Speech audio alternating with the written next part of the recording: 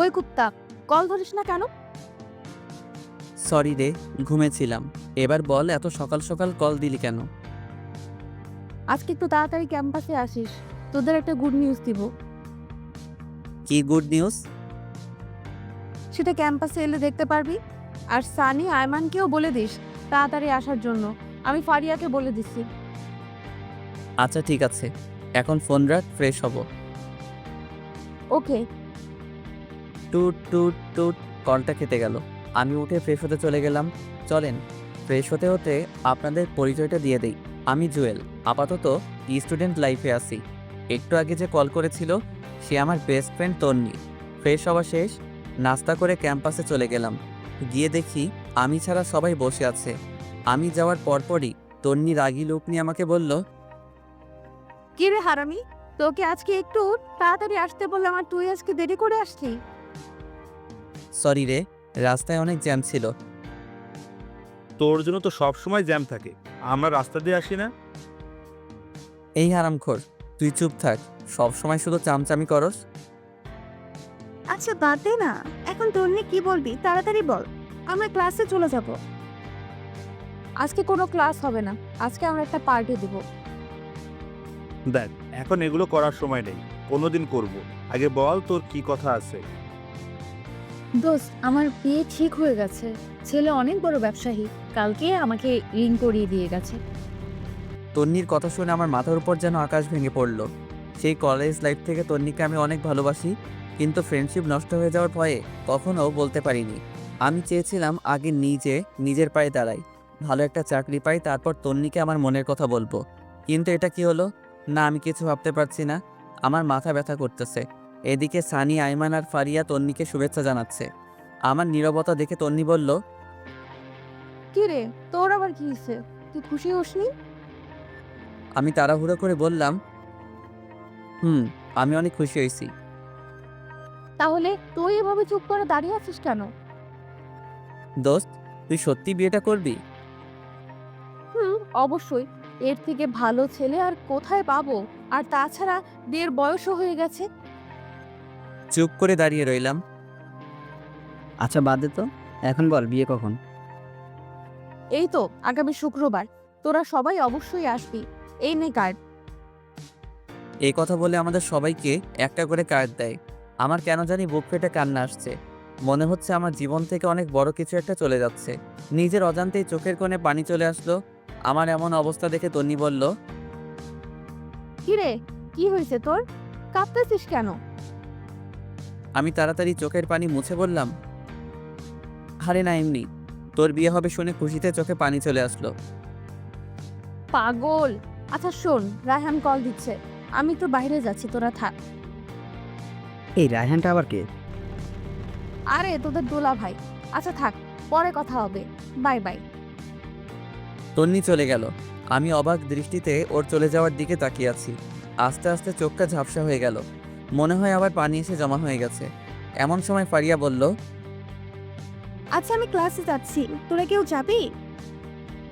তুই যা, আমরা একটু পর আসছি। আচ্ছা ঠিক আছে। তারপর সানিয়া রাইমান আমার কাছে এসে বলে, কিরে, ঘটনা কি? কিসের ঘটনা? তোর চোখে পানি কেন? এমনি পানি চলে আসছে। তুই কি ভাবছিস আমরা কিছু বুঝি না? আমরা তোর বন্ধু না? এখনো সময় আছে, বলে দে তুই যে তন্নিকে ভালোবাসিস। কি সব বলছিস তোরা? দেখ, এখন নাটক করার সময় নেই। যদি সত্যিই ভালোবাসিস তাহলে তাকে বলে দে, কিছু হবে না, আমরা আছি। আমি আর কিছু না বলে সোজা ক্যাম্পাস থেকে বাসায় চলে আসলাম। সোজা রুমে গিয়ে শুয়ে পড়লাম। তন্নির কথা ভাবছি আর চোখ দিয়ে পানি পড়ছে। ওর কথা ভাবতে ভাবতে কখন যে ঘুমিয়ে পড়েছি মনে নেই। ঘুম থেকে উঠে দেখি সন্ধ্যা হয়ে গেছে। সে 11টার সময় ঘুমাইছি আর এখন সন্ধ্যা হয়ে গেছে। তন্নির কথা মাথা থেকে কিছুতেই যাচ্ছে না। এর মধ্যে আম্মু আমার রুমে আসে এবং বলে, কি রে, এই অবস্থা হয়েছে কেন তোর? কি হয়েছে আমার? চোখ মুখ লাল হয়ে আছে, দেখে মনে হচ্ছে তুই কান্না করেছিস। আরে পাগল নাকি? আমি কেন কান্না করব? অসময় ঘুমাইছি তাই হয়তো চোখ লাল হয়ে আছে। পানি দিলে ঠিক হয়ে যাবে। আচ্ছা ঠিক আছে, ফ্রেশ হয়ে আয়, আমি চা নিয়ে আসতেছি। এরপর ফ্রেশ হয়ে চা খেয়ে ছাদে চলে গেলাম। এক কোণে গিয়ে বসলাম আর 4টার দিকে তাকিয়ে আছি। মনের মধ্যে শুধু তন্নির সাথে কাটানো সময়গুলো উকি দিচ্ছে। খুব ইচ্ছে করছে চিৎকার দিয়ে বললি, তন্নি আমি তোকে ভালোবাসি, অনেক ভালোবাসি, কিন্তু পারছি না।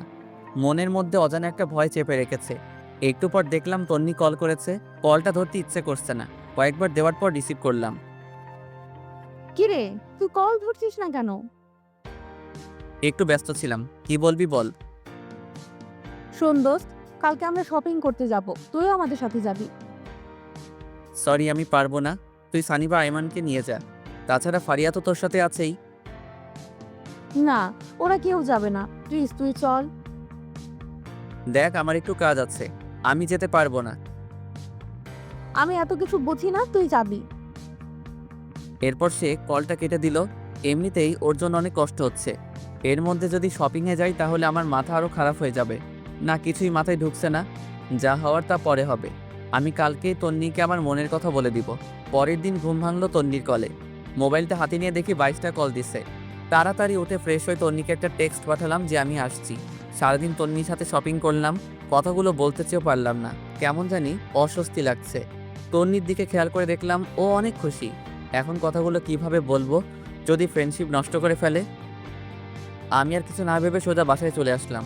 চিন্তা করলাম এখানে আর থাকবো না, তন্নিকে চোখের সামনে অন্য কারো হতে দিতে পারবো না।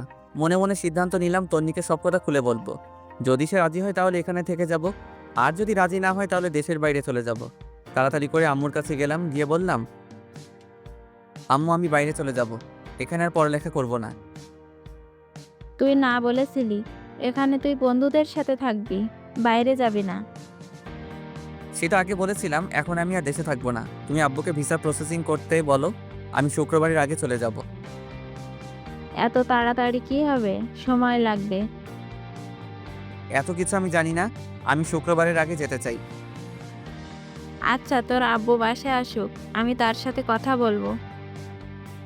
আমি আর কিছু না বলে সোজা নিজের রুমে চলে গেলাম। বসে বসে ভাবতে লাগলাম তন্নিকে আমাকে মেনে নিবে, নাকি আমাদের বন্ধুত্বটাই নষ্ট করে দিবে। যেটা হবে হোক, আমি বলবই। এইভাবে 2 দিন চলে গেল। তন্নির বিয়ের তারিখটাও চলে আসলো। বৃহস্পতিবার বিকালবেলা সানি আর আইমান আমাদের বাসায় এসে বসে আছে, কারণ একসাথে তন্নির হলুদে যাবে। আমার মোবাইল বন্ধ দেখে বাসায় চলে আসছে। আমিও গেলাম, দেখলাম ওরা বাবার সাথে কি যেন আলাপ করতেছে। আমাকে দেখে সবাই চুপ হয়ে গেল। এরপর বাবা আমাকে বলল, তন্নির বিয়ের আগে বলতি, তোর ফ্লাইট কয়েকদিন পরে করতাম। আমি কিছু না বলে উঠে চলে যাচ্ছিলাম, এমন সময় বাবা বলে, শোন, কোথায় যাচ্ছিস? বাবা ওদের সাথে যাচ্ছি। আচ্ছা, যেখানে যা তাড়াতাড়ি আসিস। আজ রাত 9টায় তোর ফ্লাইট, কথাটা যেন মাথায় থাকে। সানি আর আইমান আমাদের কথা শুনে হা করে দাঁড়িয়ে আছে। হয়তো ভাবছে এত অল্প সময়ের ভিতরে কিভাবে কি করলাম, এবং ওদের না জানিয়ে।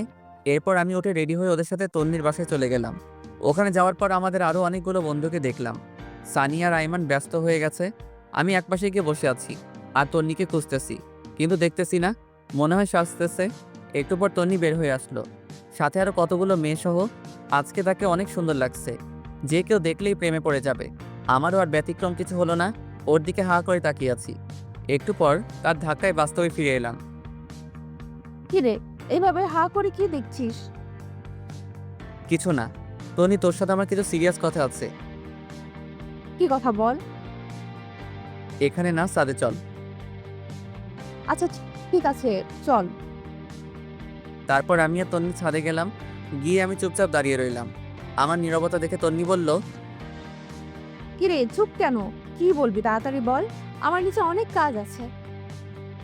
তনি তোকে আমি ভালোবাসি, সেই যেদিন তোকে প্রথম দেখেছিলাম সেদিন থেকে। তোর আমার ফ্রেন্ডশিপ নষ্ট হয়ে যাওয়ার ভয়ে আমি এতদিন কিছু বলিনি। দেখ, এখন মজা করার সময় না, কি বলবি বল, আমি নিচে চলে যাচ্ছি। তন্নি বিশ্বাস কর, আমি সত্যিই তোকে অনেক ভালোবাসি। দেখ, ফাজলামি বন্ধ কর, নাটক দেখে দেখে তুইও নাটক শুরু করে দিয়েছিস। আমি সত্যিই তোকে অনেক ভালোবাসি তনি, তোকে ছাড়া আমি আমার জীবন কল্পনা করতে পারি না রে। প্লিজ তুই বিয়েটা বন্ধ করে দে। দেখ, তোর ড্রামা বন্ধ কর, কালকে আমার বিয়ে, আর তুই বলছিস বিয়ে বন্ধ করতে? ছি, তুই এত নিচু, আগে জানতাম না। তুই জাস্ট আমার ফ্রেন্ডের থেকে বেশি কিছু না। আমি তোকে অনেকবার বলতে চেয়েও পারিনি, আমি সত্যি বলছি, আমি তোকে অনেক ভালোবাসি। এই কথা বলে আমি তন্নির গালে একটা কিস বসিয়ে দেই। আর সে রাগীভাবে আমার দিকে তাকিয়ে অনেক জোরে একটা ঠাস দেয় এবং ঠাস ঠাস দু গালে চর বসিয়ে দেয় আর বলতে থাকে, ছি, আমার ভাবতেই অবাক লাগে তোর মতো ছেলের সাথে আমি ফ্রেন্ডশিপ করেছি, তাও আবার বেস্ট ফ্রেন্ড। কালকে আমার বিয়ে আর তুই আজকে এসেছিস আমাকে প্রপোজ করতে। তোর একটুও লজ্জা শরম নেই? তুই আমার কথাটা শোন। তোর কোনো কথাই আমি শুনবো না। তুই এক্ষুনি আমাদের বাসা থেকে চলে যা। তোকে যেন আর কোনোদিন আমার সামনে না দেখি। তোর আর আমার ফ্রেন্ডশিপ এখানেই শেষ। আজ থেকে তুই আমার সাথে কোনো ধরনের যোগাযোগ করার চেষ্টা করবি না। তন্নি প্লিজ আমার কথাটা শোন। তোর সাথে আর কোনো কথা নাই। তুই এখান থেকে চলে যা, না হলে গলা ধাক্কা দিয়ে বের করে দিব। আমি আর কিছু না বলে চোখ মুছতে মুছতে সেখান থেকে বেরিয়ে গেলাম। এরপর বাসায় গিয়ে রেডি হয়ে বাবা আর আমি এয়ারপোর্টের উদ্দেশ্যে রওনা দিলাম। সানি, আইমান কাউকে কিছু জানালাম না। এরপর এয়ারপোর্ট থেকে বাবার কাছ থেকে বিদায় নিয়ে চলে গেলাম দেশ ছেড়ে। অনেক কষ্ট হচ্ছিল প্রিয় মানুষগুলোর জন্য, কিন্তু আমি এখানে থাকলে হয়তো আরো বেশি কষ্ট পাবো। যাওয়ার আগে নিজের ভার্চুয়াল জগতের সবকিছু ডিলিট করে দিলাম। একটা নাম্বারও ওপেন রাখলাম না। সেখানে গিয়ে বেশ কিছুদিন মন খারাপ করে বসেছিলাম। পরে নতুন বন্ধু, নতুন ক্যাম্পাস পেয়ে তন্নির কথা প্রায় ভুলেই গেলাম। আস্তে আস্তে ওখানকার পরিবেশের সাথে নিজেকে মানিয়ে নিলাম। দেখতে দেখতে 2 বছর চলে গেল। আমার পড়ালেখাও শেষ।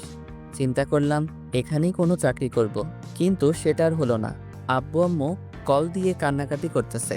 আব্বুকে অনেকবার বলছি আমি এখানে চাকরি করব, বাট আব্বু বলল নিজেদের ব্যবসা দেখাশোনা করার জন্য। সেদিন রাতে বসে বসে ল্যাপটপে কিছু কাজ করছি, এমন সময় বড় খালা আসলো। আমি বিদেশে বড় খালার কাছেই থাকি আর ওখান থেকে পড়াশোনা করি। আমার রুমে আমি খালাকে দেখে বললাম, খালামণি ঘুমাওনি এখনো?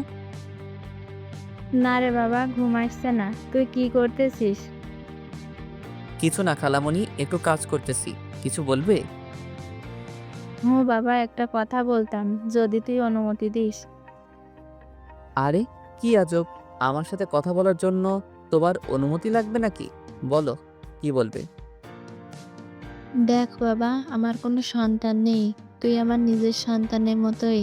তুই যেদিন এখানে এসেছিলি আমি যে কি পরিমাণ খুশি হয়েছি তোকে বলে বোঝাতে পারবো না। আমি ভাবছি তোকে আমি সারা জীবন আমার কাছেই রেখে দেব, কিন্তু সেটা তো অসম্ভব। কেন অসম্ভব? আমি তোমাকে ছেড়ে কোথাও যাচ্ছি না। আর তোমার সন্তান নেই কে বলেছে? আমি তোমার সন্তান। কাল রাতে তোর আম্মু কল করেছিল। কি বলেছে? অনেক অসুস্থ, সারাদিন বাসায় থাকতে থাকতে ওর অনেক কষ্ট হয়। তোর বাবাও বাইরে বাইরে থাকে, তাই আমি বলছিলাম কি তুই দেশে ফিরে যা, তোর মায়ের কাছে থাক, আর একটা ভালো মেয়ে দেখে বিয়ে করে ফেল। তোর মা বাবাও অনেক খুশি হবে। খালামণি সব কিছু ঠিক আছে, বাট আমি দেশেও যাচ্ছি না, অ্যান্ড বিয়ে তো ইম্পসিবল। এরপর খালামণি আমার হাত ধরে বলল, প্লিজ বাবা, এমন করিস না। তোর মা বাবার কথা একবার চিন্তা কর। ওদের কি ইচ্ছা করে না ছেলের বউয়ের সাথে সময় কাটাতে, নাতিদের সাথে একটু খেলা করতে? প্লিজ বাবা, তুই দেশে ফিরে যা। প্রয়োজনে মাঝে মাঝে এখানে আসিস, কিছুদিন থাকবি, ঘুরবি, ভালো লাগবে। প্লিজ বাবা, না করিস না। আচ্ছা ঠিক আছে দেখি। দেখ না, তুই কালকেই যাবি, এই নে টিকিট। এই কথা বলে আমার হাতে একটা টিকিট ধরিয়ে দিল। আমি অবাক হয়ে জিজ্ঞেস করলাম, খালামণি এটা কখন করলে? তোর এত কিছু জানার দরকার নেই। আর শোন, আমি কিছু জিনিস কিনে রেখেছি, এগুলো নিয়ে যাবি। এখন ঘুমা। পরের দিন সবকিছু ঠিকঠাক করে খালামণির কাছ থেকে বিদায় নিয়ে চলে আসলাম দেশে। বাবা মা আগে থেকেই এয়ারপোর্টে ছিল। আমাকে দেখে কান্না শুরু করে দিল। মায়ের দিকে তাকিয়ে আমি অবাক হয়ে গেলাম। অনেক অসুস্থ, ঠিকমতো দাঁড়াতেও পারছে না। বাবার অবস্থাও আগের মতো নেই। এরপর বাবা আর মায়ের সাথে বাসায় গিয়ে খাওয়া দাওয়া করে ঘুমিয়ে পড়লাম। আগের সিমটা আবার ওপেন করলাম। কল আর মেসেজ এসে পুরো সিম ফুল হয়ে আছে। একটা জিনিস দেখে খারাপ লাগলো, তনি একটাবার কল তো দূরের কথা, একটা মেসেজও দেয়নি। হয়তো অনেক সুখে আছে, অনেক ভালো আছে, তাই আমাকে আর প্রয়োজন মনে করেনি। চোখের কোণে পানি এসে জমা হয়ে গেল। আমি সানির নাম্বারটাতে কল দিলাম। কয়েকবার দেওয়ার পর কল ধরেই সানি বলতে শুরু করলো, কিরে তুই বাইসে আসিস? কেন মরলে খুশি হতি নাকি? এই শালা কথা বলবি না তুই? তোর সাথে কোনো কথা নাই, আমি তোর কেউ না। প্লিজ ভাই রাগ করিস না, তোকে আমি সব কিছু বলবো। কিচ্ছু বলতে হবে না তো, তুই তোর মতো থাক। আচ্ছা শোন, বিকেলে কফি শপে আয়, তোদের সাথে দেখা করব। আর কিছু কথা আছে, আইমান আর ফারিয়াকে একটু কষ্ট করে বলে দিস। আচ্ছা ঠিক আছে। এই কথা বলে কলটা কেটে দিলাম। বিকেলবেলা বের হয়ে কফি শপের দিকে রওনা দিলাম। রাস্তাঘাট সব কিছু কেমন যেন চেঞ্জ হয়ে গেছে। একটু পর কফি শপে গেলাম, গিয়ে দেখি সবাই বসে আছে। আজকেও আমার লেট হয়ে গেছে। আমাকে দেখেই ওরা দৌড় দিয়ে এসে জড়িয়ে ধরে ফেলে। এরপর তিনজনে মিলে 10 মিনিট কিল আর ঘুষি দেয়। এতদিনের জমানো সবগুলো একসাথে দিয়ে দেয়। ওদের সাথে কুশল বিনিময় করলাম। তারপর সানিকে বললাম, তো তোর আর কি অবস্থা, চাকরি বাকরি কিছু করিস নাকি? একটা প্রাইভেট কোম্পানিতে আমি আর ফারিয়া একসাথে জব করি। গুড। আইমান তুই কি করিস? কি আর করবো, বাবার সাথেই আছি ব্যবসা নিয়ে। তো তুই কি করবি, দেশে থাকবি নাকি আবার উধাও হয়ে যাবি? আরে না, তোদের ছেড়ে আর যাচ্ছি না। তো তোর বউ কোথায়? আরে আমি এখনো বিয়ে করিনি, তবে আব্বা ওনার বন্ধুর মেয়ের সাথে ঠিক করে রেখেছে। ওর পড়ালেখা শেষ হলে তারপর বিয়ে। আচ্ছা ভালো। তোদের দুজনের কি অবস্থা? দেখি দুজন দুজনের দিকে তাকিয়ে হাসতেছে।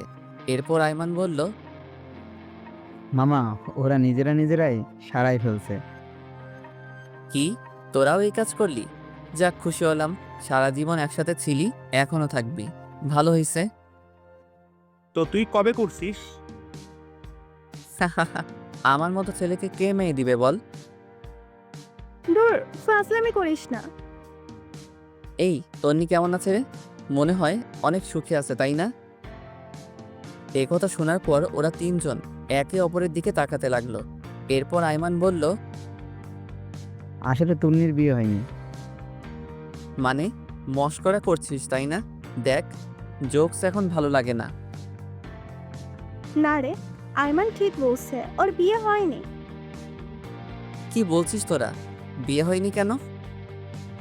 তুই তো সেদিন চলে গিয়েছিলি, তাহলে তুই দেখতি কেন বিয়ে হয়নি। এত কথা না বলে বিয়ে কেন হয়নি সেটা বল। আসলে রায়হান ছেলেটা অন্য একটা মেয়ের সাথে রিলেশন ছিল। বিয়ের দিন সে ওই মেয়েকে নিয়ে পালিয়ে যায়। তারপর? তারপর আর কি, ওরা বিয়েটা ভেঙে দেয়।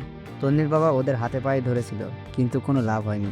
পরে আমরা তোকে অনেক খুঁজেছিলাম, বাট তুইও চলে গেলি। তন্নির বাবা আমাকে অনেকবার বলেছে তন্নিকে বিয়ে করার জন্য, বাট আমি করিনি, তোর কথা ভেবে। পরে তুই বুঝবি আমি আর তন্নি সিট করে বিয়ে করেছি। আরে ধুর, এসব কেন বলছিস? আমি কিছু বলতাম না, তুই বিয়েটা করে ফেলতি। না বন্ধু, সেটা হয় না। এরপর ফারিয়া বলল, সেই থেকে তন্নি পাথরের মতো হয়ে গেছে, ঠিক মতো খায় না, ক্যাম্পাসে যায় না, আমাদের সাথেও মেশে না, দরকার ছাড়া কোনো কথা বলে না, সারা দিন জানালার গ্রিল ধরে দাঁড়িয়ে থাকে। ওর আর বিয়ের জন্য প্রপোজাল আসেনি? আসছে, বা সে করবে না। আমাদের বিয়ের সময় এসে গিফটটা দিয়েই চলে গেছে। ও কি এখন এখানেই থাকে নাকি চলে গেছে? না, আগের বাসায় আছে। আমি একটু ওর সাথে কথা বলবো, তোরা যাবি আমার সাথে? আজকে তো সময় নেই, কালকে বিকেলবেলা সবাই ফিরে আসি, কালকে চল। আচ্ছা ঠিক আছে তাহলে। এরপর ওদের কাছ থেকে বিদায় নিয়ে বাসায় চলে আসলাম। শুয়ে শুয়ে চিন্তা করতেছি, ওর বাবা মায়ের কাছে বিয়ের প্রস্তাব দিলে কেমন হয়। ইস, আমি যদি সেদিন থাকতাম, হয়তো এতদিনে আমাদের বাচ্চাও বড় হয়ে যেত। এসব ভাবতে ভাবতে ঘুমাই গেছি। পরের দিন আমরা চারজন ওদের বাসায় গেলাম। দরজার সামনে দাঁড়িয়ে কলিং বেলটা বাজালাম। একটু পর ওর মা এসে দরজা খুলে দেয়। আমাদের দেখে উনি অনেক খুশি হন। আমাকে দেখে বলে, আরে জুয়েল, তুই কোথা থেকে আসলে? এতদিন কোথায় ছিলে বাবা? আন্টি আমি তো দেশে ছিলাম না। ও আচ্ছা, এই দাঁড়িয়ে কেন আসো? সবাই ভিতরে আসো। এরপর আমরা সবাই ভিতরে গেলাম। অনেক বসে আন্টির সাথে গল্প করলাম, কিন্তু তন্নিকে কোথাও দেখছি না। আমি ফারিয়াকে ইশারায় বললাম তন্নিকে দেখতে। সে উঠে তন্নির রুমে গেল, গিয়ে অনেকক্ষণ পর আসলো। তারপর আমি বললাম, কিরে ও বাসায় নেই? আছে ভেতরে, এখানে নাকি আসবে না, তুই কথা বললে ভেতরে যা। এরপর আমি উঠে ভিতরে গেলাম। গিয়ে দেখলাম ও জানলার গ্রিল ধরে দাঁড়িয়ে আছে।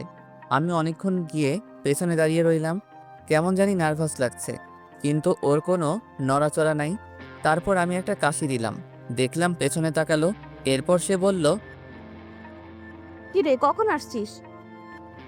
এই তো কিছুক্ষণ হলো। কেমন আছিস তুই? ভালো। তুই এখানে কেন আসছিস? কথাটা শুনে অনেক খারাপ লাগলো।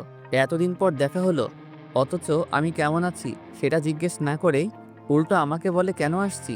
এরপর আমি বললাম, এখনো রাগ করে আছিস? সেদিনের জন্য আমি অনেক সরি। আমি কারোর উপর রাগ করি না, সে অধিকার আমার নেই। এতদিন কোথায় ছিলি? বাইরে। তো এখন এখানে কেন আসছিস? তোকে দেখতে। দেখা হয়ে গেছে, এখন যা। কেন, তোর কি বিরক্ত লাগছে নাকি? তুই রুম থেকে বের হলে আমি খুশি হব। প্লিজ এখান থেকে যা। আমি আর কিছু না বলে সোজা চলে আসলাম, একরকম অপমানিত হয়ে। এরপর আন্টি নাস্তা নিয়ে আসলো। আমরা নাস্তা খেতে খেতে কথা বলছি। এরপর আমি আন্টিকে বললাম, আন্টি একটা কথা বলতাম, যদি কিছু মনে না করেন। বাবা বলো। আন্টি, আমি তন্নিকে বিয়ে করতে চাই। আমার কথা শুনে আয়মান, সানি আর ফারিয়া অবাক হয়ে আমার দিকে তাকিয়ে রইল। আন্টি বলল, কিন্তু বাবা, তোমার বাবা মা কি রাজি হবে? আর তন্নি তো বিয়ে করার কোনো ইচ্ছে নেই বলতেছে। আন্টি, আমার মা বাবা আমার উপর কোনো কথা বলবে না। আপনি যদি রাজি থাকেন আমি তন্নিকে বিয়ে করব।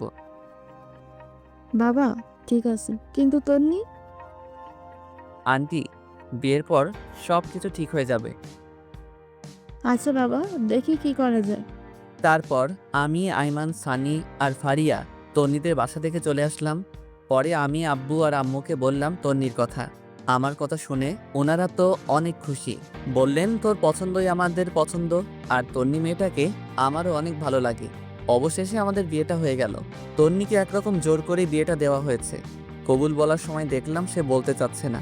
ফারিয়া আর ওর মায়ের জোরাজোরিতে বলল, এখন প্রায় রাত 12টা। আমি, সানিয়া, রাইমান ছাদের উপর বসে বসে আড্ডা দিচ্ছি। এমন সময় ফারিয়া উপরে আসলো আর এসে আমাকে বলল, কি রে, তুই এখানে? তো কোথায় থাকবো? আজকে না তোর বাসরাত? তন্নি অনেক আগে থেকে একা একা বসে আছে, যা ঘরে যা। বন্ধু যা, আর বসে থাকা ঠিক হবে না। এরপর আমি উঠে আস্তে আস্তে রুমের দিকে হাঁটা দিলাম। এমন সময় সানি বলল, মামা, মনে করি বেলটা মারিস, আর কোনো দরকার হলে আমাকে কল দিস। আই ফাজিল, তোর মুখে কি কিছুই আটকায় না? সবাই কি তোর মতো নাকি? আমি আর কিছু না বলে একটা মুচকি হাসি দিয়ে ছাদ থেকে চলে আসলাম। বাসর ঘরের সামনে দাঁড়িয়ে আছি। কেমন জানি ভয় লাগতেছে, আবার লজ্জাও। অনেকক্ষণ দাঁড়িয়ে থেকে আস্তে করে দরজাটা খুলে ভিতরে প্রবেশ করলাম। দরজাটা লাগিয়ে দিলাম। দেখলাম তন্নি মাথা নিচু করে বসে আছে। আমি গিয়ে খাটের উপর বসলাম।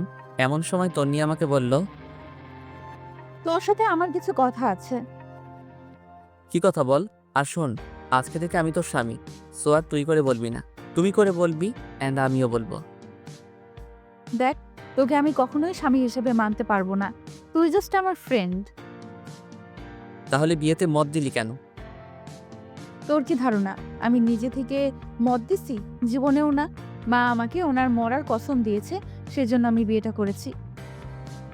তোর মায়ের কসমের জন্য তুই আমার জীবন নষ্ট করবি নাকি? তো তুই এখন কি চাস? তুই জীবনেও আমার কাছে স্বামীর অধিকার দেখাতে পারবি না।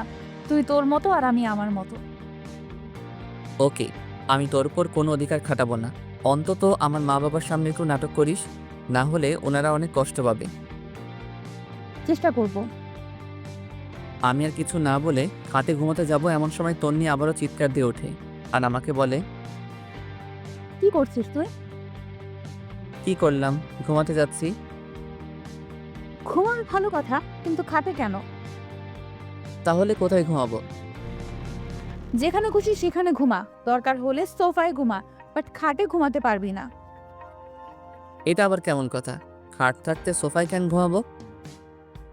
কারণ তোর সাথে এক খাটে ঘুমানোর কোনো ইচ্ছাই আমার নেই, তো তুই খাটে ঘুমাবি না। আমি আর কিছু না বলে একটা বালিশ নিয়ে লাইট অফ করে সোফায় ঘুমিয়ে পড়লাম। তন্নিও খাটের উপর শুয়ে পড়ল। আমার কিছুতেই ঘুম আসছে না। পরে আমি উঠে বেলকনিতে চলে গেলাম। মনে মনে ভাবতে লাগলাম, আমার মতো অবাগা হয়তো পৃথিবীতে আর দ্বিতীয়টা নেই। এই বাসর ঘর নিয়ে কত কিছু চিন্তা করে রাখছি, বাট কিছুই হলো না। মনে মনে ভাবলাম, তন্নির সাথে ফ্রেন্ডশিপটা না হলেই ভালো হতো। সুন্দর একটা জীবন পেতাম। নিয়তি বারবার ওর কাছেই আমাকে নিয়ে আসে। এসব ভাবতে ভাবতে কখন যে চোখের কোণে পানি এসে জমা হয়েছে বুঝতেই পারিনি। এমন সময় খেয়াল করলাম রুম থেকে কান্নার আওয়াজ আসছে। আমি তাড়াতাড়ি রুমে ঢুকে লাইটটা অন করলাম। দেখলাম তন্নি ফুপিয়ে ফুপিয়ে কাঁদছে। লাইট অন করাতেই কান্না বন্ধ করে দিল। তারপর আমি বললাম, কি রে, তুই এখনো ঘুমাসনি? আর কান্না করতেছিস কেন? না এমনি। তুই কোথায় ছিলি? বারান্দায় ছিলাম। ঘুমিয়ে পড়, বেশি রাত জাগলে আবার শরীর খারাপ করবে। তুইও ঘুমিয়ে পড়। আমি আর কিছু না বলে লাইটটা অফ করে দিলাম। খেয়াল করে দেখলাম ওর মোবাইলে রায়হান ছেলেটার ছবি। এবার বুঝতে পারছি তন্নি কেন কান্না করছে। হয়তো ছেলেটাকে অনেক ভালোবেসে ফেলেছে। মনে মনে বললাম, বালিকা, তুমি আমাকে চেনো না। আমি কোন জলের মাছ? তোমাকে আমার প্রতি দুর্বল করে তারপর প্রত্যেকটা কথার প্রতিশোধ নিব। কোথাকার একটা ছেলের জন্য তুমি আমার ভালোবাসাকে 2 টাকার দামও দিচ্ছ না? এসব ভাবতে ভাবতে কখন যে ঘুমিয়ে গেছি মনে নেই। সকালবেলা একটা মিষ্টি কণ্ঠে ঘুম ভাঙলো। তাকিয়ে দেখি এটা তন্নি। এইমাত্র গোসল করে আসছে। ওর চেহারাটা অনেক মায়াবী লাগছে। আমি অনেকক্ষণ তাকিয়ে থাকার পর তন্নি বলল, ওই এভাবে ছ্যাঁচড়াদের মতো তাকিয়ে না থেকে তাড়াতাড়ি উঠে ফ্রেশ হয়ে নে। আম্মা এসে কয়েকবার ডেকে গেছে নাস্তা করার জন্য। আমি কিছুই না বলে ওয়াশরুমে চলে গেলাম। ফ্রেশ হতে হতে ভাবলাম, তন্নি মনে হয় জীবনেও আমাকে মেনে নিবে না। ফ্রেশ হয়ে রুমে আসতে দেখালাম তন্নি মনমরা হয়ে বসে আছে। আমাকে দেখেই নিচে চলে গেল। আমিও রেডি হয়ে নিচে গেলাম। গিয়ে দেখি আমি ছাড়া সবাই বসে আছে। সবাই একসাথে নাস্তা করলাম। এরপর বাবা বললেন, নাস্তা করে দেখতো আয়মান আর সানি কোথায়? ওদেরকে বাবুর্চির কাছে পাঠাইছিলাম। বাবার কথা শুনে আমি হাসা শুরু করলাম। হায়রে, আমার বন্ধুগুলা বাবুর্চির কাজ করছে। তারপর বাবা বললেন, না হেসে বাইরে গিয়ে ওদের দেখ। আর শোন, কালকে তাড়াতাড়ি উঠিস। অফিসের কলিগদের সাথে পরিচয় হবি আর অফিস বুঝে নিবি। আমি আর যাব না। কিন্তু বাবা। কোনো দিন তো না, যেটা বলছি সেটাই। তারপর নাস্তা করে সানি আয়মানকে খুঁজতে লাগলাম। বেশ ভালোভাবেই বউ ভাতের অনুষ্ঠানটা শেষ হয়। এরপর রাতে যখন আবার ঘুমাতে যাই, গিয়ে দেখি তন্নি আগে থেকেই বিছানায় শুয়ে আছে। আমি কিছু না বলে ছাদে চলে গেলাম। সারা রাত ওখানেই কাটিয়ে দিলাম। পরের দিন সকালবেলা নাস্তা করে বাবার সাথে অফিসে চলে গেলাম। বাবা সবার সাথে পরিচয় করিয়ে দিলেন এবং এটাও বললেন যে আজ থেকে আমি ওদের বস। সবাই আমাকে অভিনন্দন জানালো। সেদিন সবার সাথে পরিচিত হয়ে বাসায় চলে আসলাম। এইভাবে 1 সপ্তাহ চলে গেল। তন্নির সাথে আমার আর তেমন কথা হয় না। দরকার ছাড়া আর কোনো কথা নেই। সেদিন সকালে নাস্তা করে অফিসে এসে কিছু দরকারি কাজ সেরে নিলাম। তারপর চেয়ারটাতে গা এলিয়ে দিয়ে চোখটা বন্ধ করলাম। এমন সময় ইউসুফের কল। কিরে দোস্ত, কি অবস্থা? বিয়ে করে তো আমাদের ভুলে গেলি। আরে না, কি যে বলিস, তোদের কেন ভুলবো? দোস্ত, তোর বিয়েতে আসতে পারিনি, আম্মু অসুস্থ ছিল, কিছু মনে করিস না। আরে না, তো বল আন্টি কেমন আছে? আগের থেকে ভালো। তোর বাসার সবাই কেমন আছে? না রে দোস্ত, তেমন ভালো নাই। আম্মু আব্বু দুজনই অসুস্থ। এক কাজ কর, ওনাদেরকে নিয়ে দূরে কোথাও থেকে ঘুরে আয়। যদি পারিস দেশের বাইরে যা, ভালো লাগবে। ঠিক বলেছিস। আচ্ছা, দেখি কি করা যায়। এ কথা বলেই কলটা কেটে দিলাম। মনে মনে চিন্তা করলাম, কোথাও থেকে ঘুরে আসলে মন্দ হয় না। এগুলো ভাবতে ভাবতে দেখি টিফিনের সময় হয়ে গেছে। আমি হালকা কিছু খেয়ে নিলাম। এরপর চিন্তা করলাম তন্নিকে একটা কলেই খেয়েছে কিনা জিজ্ঞেস করি। এরপর তন্নিকে কল দিলাম। কিছুক্ষণ রিং হওয়ার পর কলটা ধরলো। বিরক্ত নিয়ে বলল, কি ব্যাপার, তুই এ সময় কেন কল দিলি? না মানে, খেয়েছিস কিনা জানার জন্য। দেখ, তোর আমাকে নিয়ে এত ভাবতে হবে না। আমাকে আমার মতো থাকতে দে। তারপর সে কলটা কেটে দিল। বুঝলাম না তন্নি কেন আমার সাথে এই রকম ব্যবহার করে। আমি তো ওর ভালো চাই, তবু সে কেন বোঝে না। না থাক, আজ থেকে আর ওর কেয়ার করব না। ওর মতো ও থাকবে আর আমার মতো আমি থাকব। এগুলো চিন্তা করতে করতে আবার কাজে মন দিলাম। রাতে বাসায় গিয়ে দেখলাম বাবা বসে বসে খবর দেখছে আর মা রান্নাঘরে। আমি বাবার সামনে গিয়ে দাঁড়ালাম। আমার দাঁড়িয়ে থাকা দেখে বাবা বলল, কিরে, কিছু বলবি নাকি? জি বাবা, একটা কথা বলার ছিল। যদি কিছু মনে না করো তাহলে বলতাম। আরে পাগল, আমাদের সাথে কথা বলার জন্য তোর অনুমতি লাগবে নাকি? বল, কি বলবি? আসলে বাবা বলছিলাম কি, সারাদিন অফিস কাজ এগুলো করতে করতে তোমাদের সময় দিতে পারি না। চলো না, আমরা সবাই মিলে কোথাও থেকে কয়েকদিনের জন্য ঘুরে আসি, সবার ভালো লাগবে। কথাটা আসলে ঠিক বলেছিস, বাট যাওয়া হবে না। কিন্তু কেন বাবা? গতকাল রাতে তোর দাদুকে স্বপ্নে দেখেছি, কবরটা নাকি ভেঙে পুকুরে পড়ে যাচ্ছে। তাই আমি আর তোর মা 10-15 দিনের জন্য গ্রামের বাড়ি যাচ্ছি। কয়েকজন হুজুর আর এতিমদের খাওয়ানোর ব্যবস্থা করবে। যদি সুযোগ পাই কবরের চারপাশে দেয়াল করে আসবে। ও আচ্ছা, তাহলে তোমরা গ্রামেই যাও, ভালো লাগবে। এই কথা বলে আমি রুমের দিকে চলে যাচ্ছি। এমন সময় আবার বাবা ডাক দেয়। শোন, তোর সাথে এমনিতেও আমার কথা ছিল। কি কথা বাবা, বলো। বলছিলাম কি, তোর বিয়ের পর থেকে কোথাও ঘুরতে যাসনি। তন্নিও একা একা বাসায় বসে থাকে, তাই আমি বলছিলাম তন্নিকে নিয়ে তুই ঘুরে আয়। না বাবা, তোমরা না গেলে আমরাও যাব না। আরে পাগল, আমরা যে কয়েকদিন গ্রামের বাড়ি যাচ্ছি, সে কদিন তোরাও ঘুরে আয়, ভালো লাগবে। কিন্তু বাবা অফিস। আমি ম্যানেজারকে বলে দিয়েছি, সে দেখবে। আর শোন, তোর বড় খালার ওখানে চলে যা, তুই গেলে উনি খুশি হবে। ওনার সাথে কথা বলে আমি সব কিছু ঠিক করে রেখেছি। তোর মায়ের কাছে তোদের দুজনের টিকিট রেখে দিয়েছি। বাবা এগুলো আবার কখন করলে? এত কিছু তোর জানা দরকার নেই, পরশুদিন ফ্লাইট। আমি আর কিছু না বলে হালকা একটা হাসি দিয়ে বাবার সামনে থেকে রুমে চলে গেলাম। মনে মনে ভাবতে লাগলাম, তন্নি কি রাজি হবে? যেই মেয়ে বিয়ের দিন রাতে আমাকে বলে স্বামী হিসেবে মানে না, সে কি রাজি হবে আমার সাথে হানিমুনে বাইরে ঘুরতে যেতে? দূর, যা হওয়ার তা পরে হবে। আগে কিছু খেয়ে নেই, অনেক ক্ষুধা লাগছে। তারপর হালকা নাস্তা করে নিলাম, কিন্তু তন্নিকে দেখছি না কোথাও। রান্নাঘরে গেলাম, সেখানেও নেই। আম্মুকে জিজ্ঞেস করলাম, আম্মু তন্নিকে দেখছি না যে, ও কোথায় গেছে? তন্নির তোর বাপের বাড়ি গেছে। আমিও আর না করিনি, সারাদিন বাসায় বসে থাকে। বাইরে থেকে ঘুরে আসলে মনটা একটু হালকা হবে। আর আমি তন্নিকে বলে দিয়েছি তুইও আজকে ওদের বাসায় যাবি আর রাতটা ওখানে কাটাবি। সকাল হলে তন্নিকে নিয়ে বাসায় চলে আসবি। দূর, আমি গিয়ে কি করব? ওই তুই কি পাগল? মেয়েটা একা একা ওখানে গেছে, আর যদি একা একা আসে তাহলে ওদের বাসার সবাই কি ভাববে? আচ্ছা, আমি সকালে গিয়ে নিয়ে আসবো। সকালে মানে? এখন যাবি তুই? যা, রেডি হয়ে নে।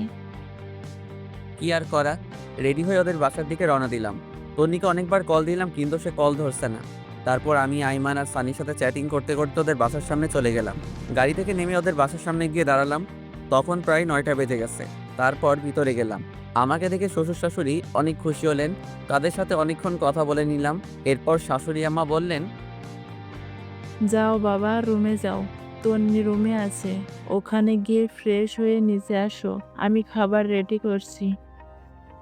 আচ্ছা ঠিক আছে। এ কথা বলে আমি তন্নির রুমের দিকে হাঁটা দিলাম। ওর দরজার সামনে গিয়ে শুনতে পাই ওর রুম থেকে অনেক জোরে হাসি শব্দ আসছে। সবার থেকে ওর হাসিটা আলাদা, অনেকদিন পর সে হাসছে। আমি বাইরে থেকে উকি দিয়ে দেখলাম ওর কয়েকজন কাজিন সেখানে বসে ওর সাথে গল্প করছে। তাদের মধ্যে একজন আমাকে দেখে ফেলে, তারপর বলে, আরে দুলাভাই, আপনি আসতেন? আমরা আপনারই কথাই বলতেছিলাম। আসুন, ভিতরে আসুন। তারপর আমি ভিতরে গিয়ে অনেকক্ষণ ওদের সাথে গল্প করলাম। তারপর ওরা সবাই চলে গেল। তখন তন্নি আমাকে বলল, তুই এখানে কেন আসছিস? মানে কি? তোর বাসায় আসার জন্য মনে হয় আমার ঠেকা পড়ছে। আম্মুই আমাকে আসতে বলেছে।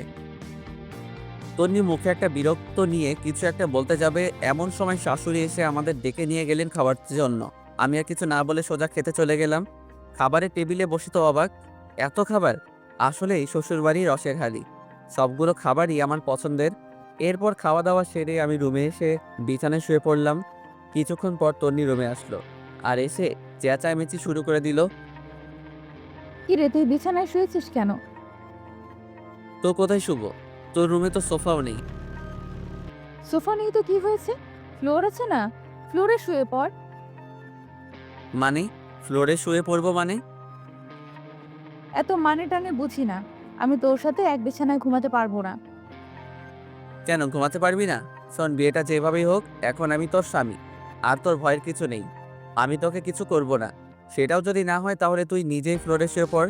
ফ্লোরে আমার ঘুম আসে না। আমার সম্ভব বিরক্ত লাগছে মেয়েটার কর্মকাণ্ড দেখে। ইচ্ছা করছে কানের নিচে 2টা দিয়ে দেই।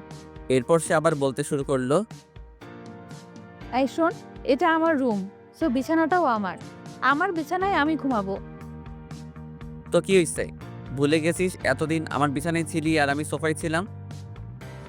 আমি নিজের ইচ্ছায় ঘুমাইনি, তুই তো বললি আমাকে বিছানায় ঘুমাতে।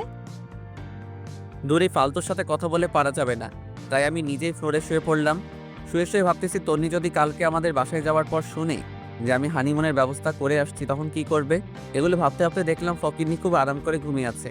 মনে মনে বললাম, তন্নি তুই হয়তো জানিস না আমি কি জিনিস, তোরে আমি এমন সোজা করবো যে তুই আমাকে ছাড়া কিছুই বুঝবি না। এসব ভাবতে ভাবতে কখন যে ঘুমিয়ে পড়েছি নিজেও জানি না। খুব সকালবেলা ঘুমটা ভেঙে গেল। ঘুম থেকে উঠতে যাবো এমন সময় দেখি পুরো পিঠটা ব্যথা করতেছে। করারও কথা, সারা রাত ফ্লোরে ছিলাম, তাই একটু বেশি ব্যথা করছে। হাতের দিকে তাকিয়ে তন্নি খুব আরামে ঘুমিয়ে আছে। ঘুমন্ত অবস্থায় ওকে একদম বাচ্চাদের মতো লাগছে, মুখটা অনেক মায়াবী লাগছে। আমি অনেকক্ষণ তাকিয়ে রইলাম। একটু পর দেখলাম ওর কতগুলো চুল উড়ে এসে মুখটা ঘুরে রাখছে। ইচ্ছে করছে চুলগুলোকে আলতো করে আবার পেছনে সরিয়ে দেই। বিয়ের পর থেকে এখনো পর্যন্ত তন্নিকে টাচও করিনি। এখন খুব ইচ্ছা করছে ওর মায়াবী মুখটা একটু হাত বুলিয়ে দিতে, কিন্তু যদি জেগে যায় তাহলে আমার 12টা বাজাবে। কিন্তু নিজের ইচ্ছাটাকে আর কন্ট্রোল করতে পারলাম না। ওর মুখের চুলগুলো আস্তে আস্তে সরাতে লাগলাম। হঠাৎ করেই তন্নির ঘুম ভেঙে যায় আর আমাকে ওর এত কাছে দেখে চিৎকার দিয়ে ওঠে এবং সাথে সাথে আমার মুখে ঠাস ঠাস 2টা চর বসিয়ে দেয়। তারপর রেগে চোখ মুখ লাল করে আমাকে বলতে লাগলো, তুই এত নোংরা! আমি তো তোকে ভালো মানুষ ভাবছিলাম, কিন্তু তুই যে এত নিম্নমানের আমি তো জানতাম না। তোর সাথে কথা বলতেই আমার রাগ হচ্ছে। তুই ভুল ভাবতেছিস, আমার কথা শোন। তোর কোনো কথাই আমি শুনবো না। এমন সময় তন্নির আম্মু এসে আমাদের ডাক দেয় এবং বলে তাড়াতাড়ি নিচে যেতে, নাস্তা রেডি। তারপর আমি আর কিছু না বলে ওয়াশরুমে চলে যাই। ফ্রেশ হয়ে এসে ওর রুমে বসে আছি। সেও কোথায় যেন গেছেন। বসে বসে ভাবছি, মানুষ করো সহজে অবিশ্বাস করতে পারে। আমি যদি জোর করে কিছু করার চেষ্টা করতাম তাহলে তো বিয়ের প্রথম রাতেই করতে পারতাম, বাট ওগুলো তো আমার মনে নেই। একটু পর তন্নি এসে আমাকে নিয়ে নাস্তা করতে গেল। আমিও কোনো কথা না বলে চুপচাপ নাস্তা করে রুমে চলে আসলাম। এসে রেডি হচ্ছি, কারণ তন্নিকে বাসায় দিয়ে এসে আমি আবার অফিসে চলে যাব। তন্নিও রেডি হয়ে আসলো। অতপর তাকে বাসায় দিয়ে আসলাম। অফিসে গিয়ে দেখি অনেক কাজ জমে আছে, এক নাগারে করতে লাগলাম। ঘড়ির দিকে তাকিয়ে দেখি 2টা বাজে। না, এখন আর কাজ করা যাবে না। আমি উঠে নামাজ পড়লাম, তারপরে ক্যান্টিনে গেলাম নাস্তা খাওয়ার জন্য। এমন সময় তন্নির কল আসলো। বলো কি হয়েছে? কিন্তু কলটা দিয়েছে বাবা। তারপর ওই বলল, তন্নি না, আমি তোর বাবা বলছি। বাবা এই সময় কল দিয়েছো, কিছু বলবে? তুই এখন কোথায়? ক্যান্টিনে এসেছি নাস্তা করার জন্য। নাস্তা করার দরকার নেই, তুই বাসায় আয়, একসাথে খাবো। কিন্তু বাবা। কোনো কিন্তু না, তোর সাথে কথা আছে। আচ্ছা ঠিক আছে, আসতেছি। এরপর আমি বাসায় চলে গেলাম। গিয়ে দেখি সবাই খাবার টেবিলে বসে আছে, মনে হচ্ছে আমার জন্য বসে আছে। আমি গিয়ে মায়ের পাশে বসলাম। খাওয়া দাওয়া শুরু হলো। এক সময় বাবা বলল, তোকে যে বলেছিলাম আমরা গ্রামের বাড়ি যাব, মনে আছে তোর? তোর দাদা দাদুর কবর পাকা করব। আছে, কিন্তু কিন্তু কি? আমি কোথাও যেতে পারবো না। আরে তুই আমাদের সাথে যাবি কেন? তোরা তো ঘুরতে যাচ্ছিস। না বাবা, আমরা কোথাও যাচ্ছি না।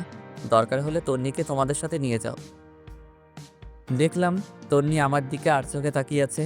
তারপর মা বললেন, এটা কেমন কথা? তুই না কালকে বললি তোরা ঘুরতে যাবি? বলেছিলাম, বাট আর যাব না। আমার কাজ আছে, সব কিছু ক্যান্সেল করে দিয়েছি। তারপর বাবা তন্নিকে জিজ্ঞেস করলো ওনাদের সাথে যাবে কিনা। তন্নি না করে দিল। আমিও আর কিছু না বলে সোজা রুমে চলে গেলাম। বিকেলবেলা আর অফিসে গেলাম না। সেদিন বিকেলবেলা সানি আর আয়মানের সাথে আড্ডা দিলাম অনেকক্ষণ। এর মধ্যে আয়মান আমাকে বলল, এই জুয়েল, টুনি কি তোকে মেনে নিয়েছে নাকি এখনো পাগলামি করে? আমি টেনশনে পড়ে গেলাম। সত্যি বলবো নাকি মিথ্যা বলবো চিন্তা করতেছি। আর চুপ করে থাকা দেখে সানি বলল, আমরা সব জানি, তবুও তোর মুখ থেকে শুনতে চাই। তাহলে আমরা নিজেরা কিছু করে সব কিছু ঠিকঠাক করতে পারবো মনে হয়। সানি আর আইমানের কথা শুনে একটু শান্তি লাগলো। আসলেই বন্ধু ছাড়া কোনো কিছু হয় না। তারপর আমি পুরো ঘটনাগুলো ওদের দুজনকে বললাম। তারপর আমি সানিকে বললাম, এই সানি, ফারিয়াও তো আমাদের বন্ধু, বাট তুই যে ওকে বিয়ে করেছিস, সে কি তোর সাথে এমন করে? আরে না, ও আমার অনেক কেয়ার করে। আরে সানি তো বাসর রাতেই বিড়াল মেরে ফেলেছে। এ কথা বলে সবাই হাসাহাসি শুরু করলাম। একটু পর আইমান আমাকে বলল, জেল শোন, একটা বুদ্ধি দিই, আমার ধারণা 100% কাজে দিবে। আরে তাড়াতাড়ি বল। তুই আজ থেকে তন্নির কোনো কেয়ার করবি না, ওকে সব সময় এড়িয়ে যাবি, খারাপ ব্যবহার করবি, দেখবি সোজা হয়ে গেছে। আরে না, এটা কি করে হয়? আমি ওকে অনেক ভালোবাসি। আরে বেটা শোন, ভালোবাসি বলে লাভ হবে না, ওর মনেও ভালোবাসা আনতে হবে। তুই আজ থেকে ওকে এড়িয়ে যা, দেখবি ও ঠিক হয়ে যাবে। আচ্ছা, দেখি কি করা যায়। এরপর আমি বাসায় চলে যাই। রুমে ঢোকার সাথে সাথে তন্নির প্রশ্ন করা শুরু হয়ে গেল। কোথায় ছিলি এতক্ষণ? অফিসে ছিলাম। অফিস কি 12টা পর্যন্ত হয় নাকি? সেটা তো না জানলেও চলবে। আর আমি কি করব না করব, কোথায় যাব নাকি যাব না, সেটা তোকে বলতে হবে নাকি? আমাকে বলতে হবে না, এত রাত পর্যন্ত জেগে থাকতে আমি পারবো না। তোকে জেগে থাকতে কেউ বলছে নাকি? তুই ঘুমা। তুই আমার সাথে এইভাবে কথা বলতেছিস কেন? কিভাবে বলছি? সারাদিন অফিস করছি, বিরক্ত লাগছে, যা। ও, এখন তো বিরক্ত লাগবে তাই না? চুপ করবি নাকি কানের নিচে 2টা দিব? আমাকে মারবি? তোকে মারতে কি কারো পারমিশন লাগবে নাকি? চুপ কর, নইলে লাথি দিয়ে রুম থেকে বাহির করব। দেখলাম তন্নি চোখ মুখ লাল করে শুয়ে পড়ল। মনে মনে আইমানকে ধন্যবাদ দিলাম। আসলে আপনারা যেমনটা দেখছেন, বাস্তবে আমি তেমন নই। এই ব্যবহারের মাধ্যমে যদি তন্নি ভালো হয়, সেই জন্যই এমন করতেছি। আমিও আর কিছু না বলে লাইট অফ করে দিয়ে সোফায় শুয়ে পড়লাম। সকালে ঘুম থেকে উঠে দেখলাম তন্নি বিছানায় নেই। আমি ফ্রেশ হয়ে নিচে গেলাম।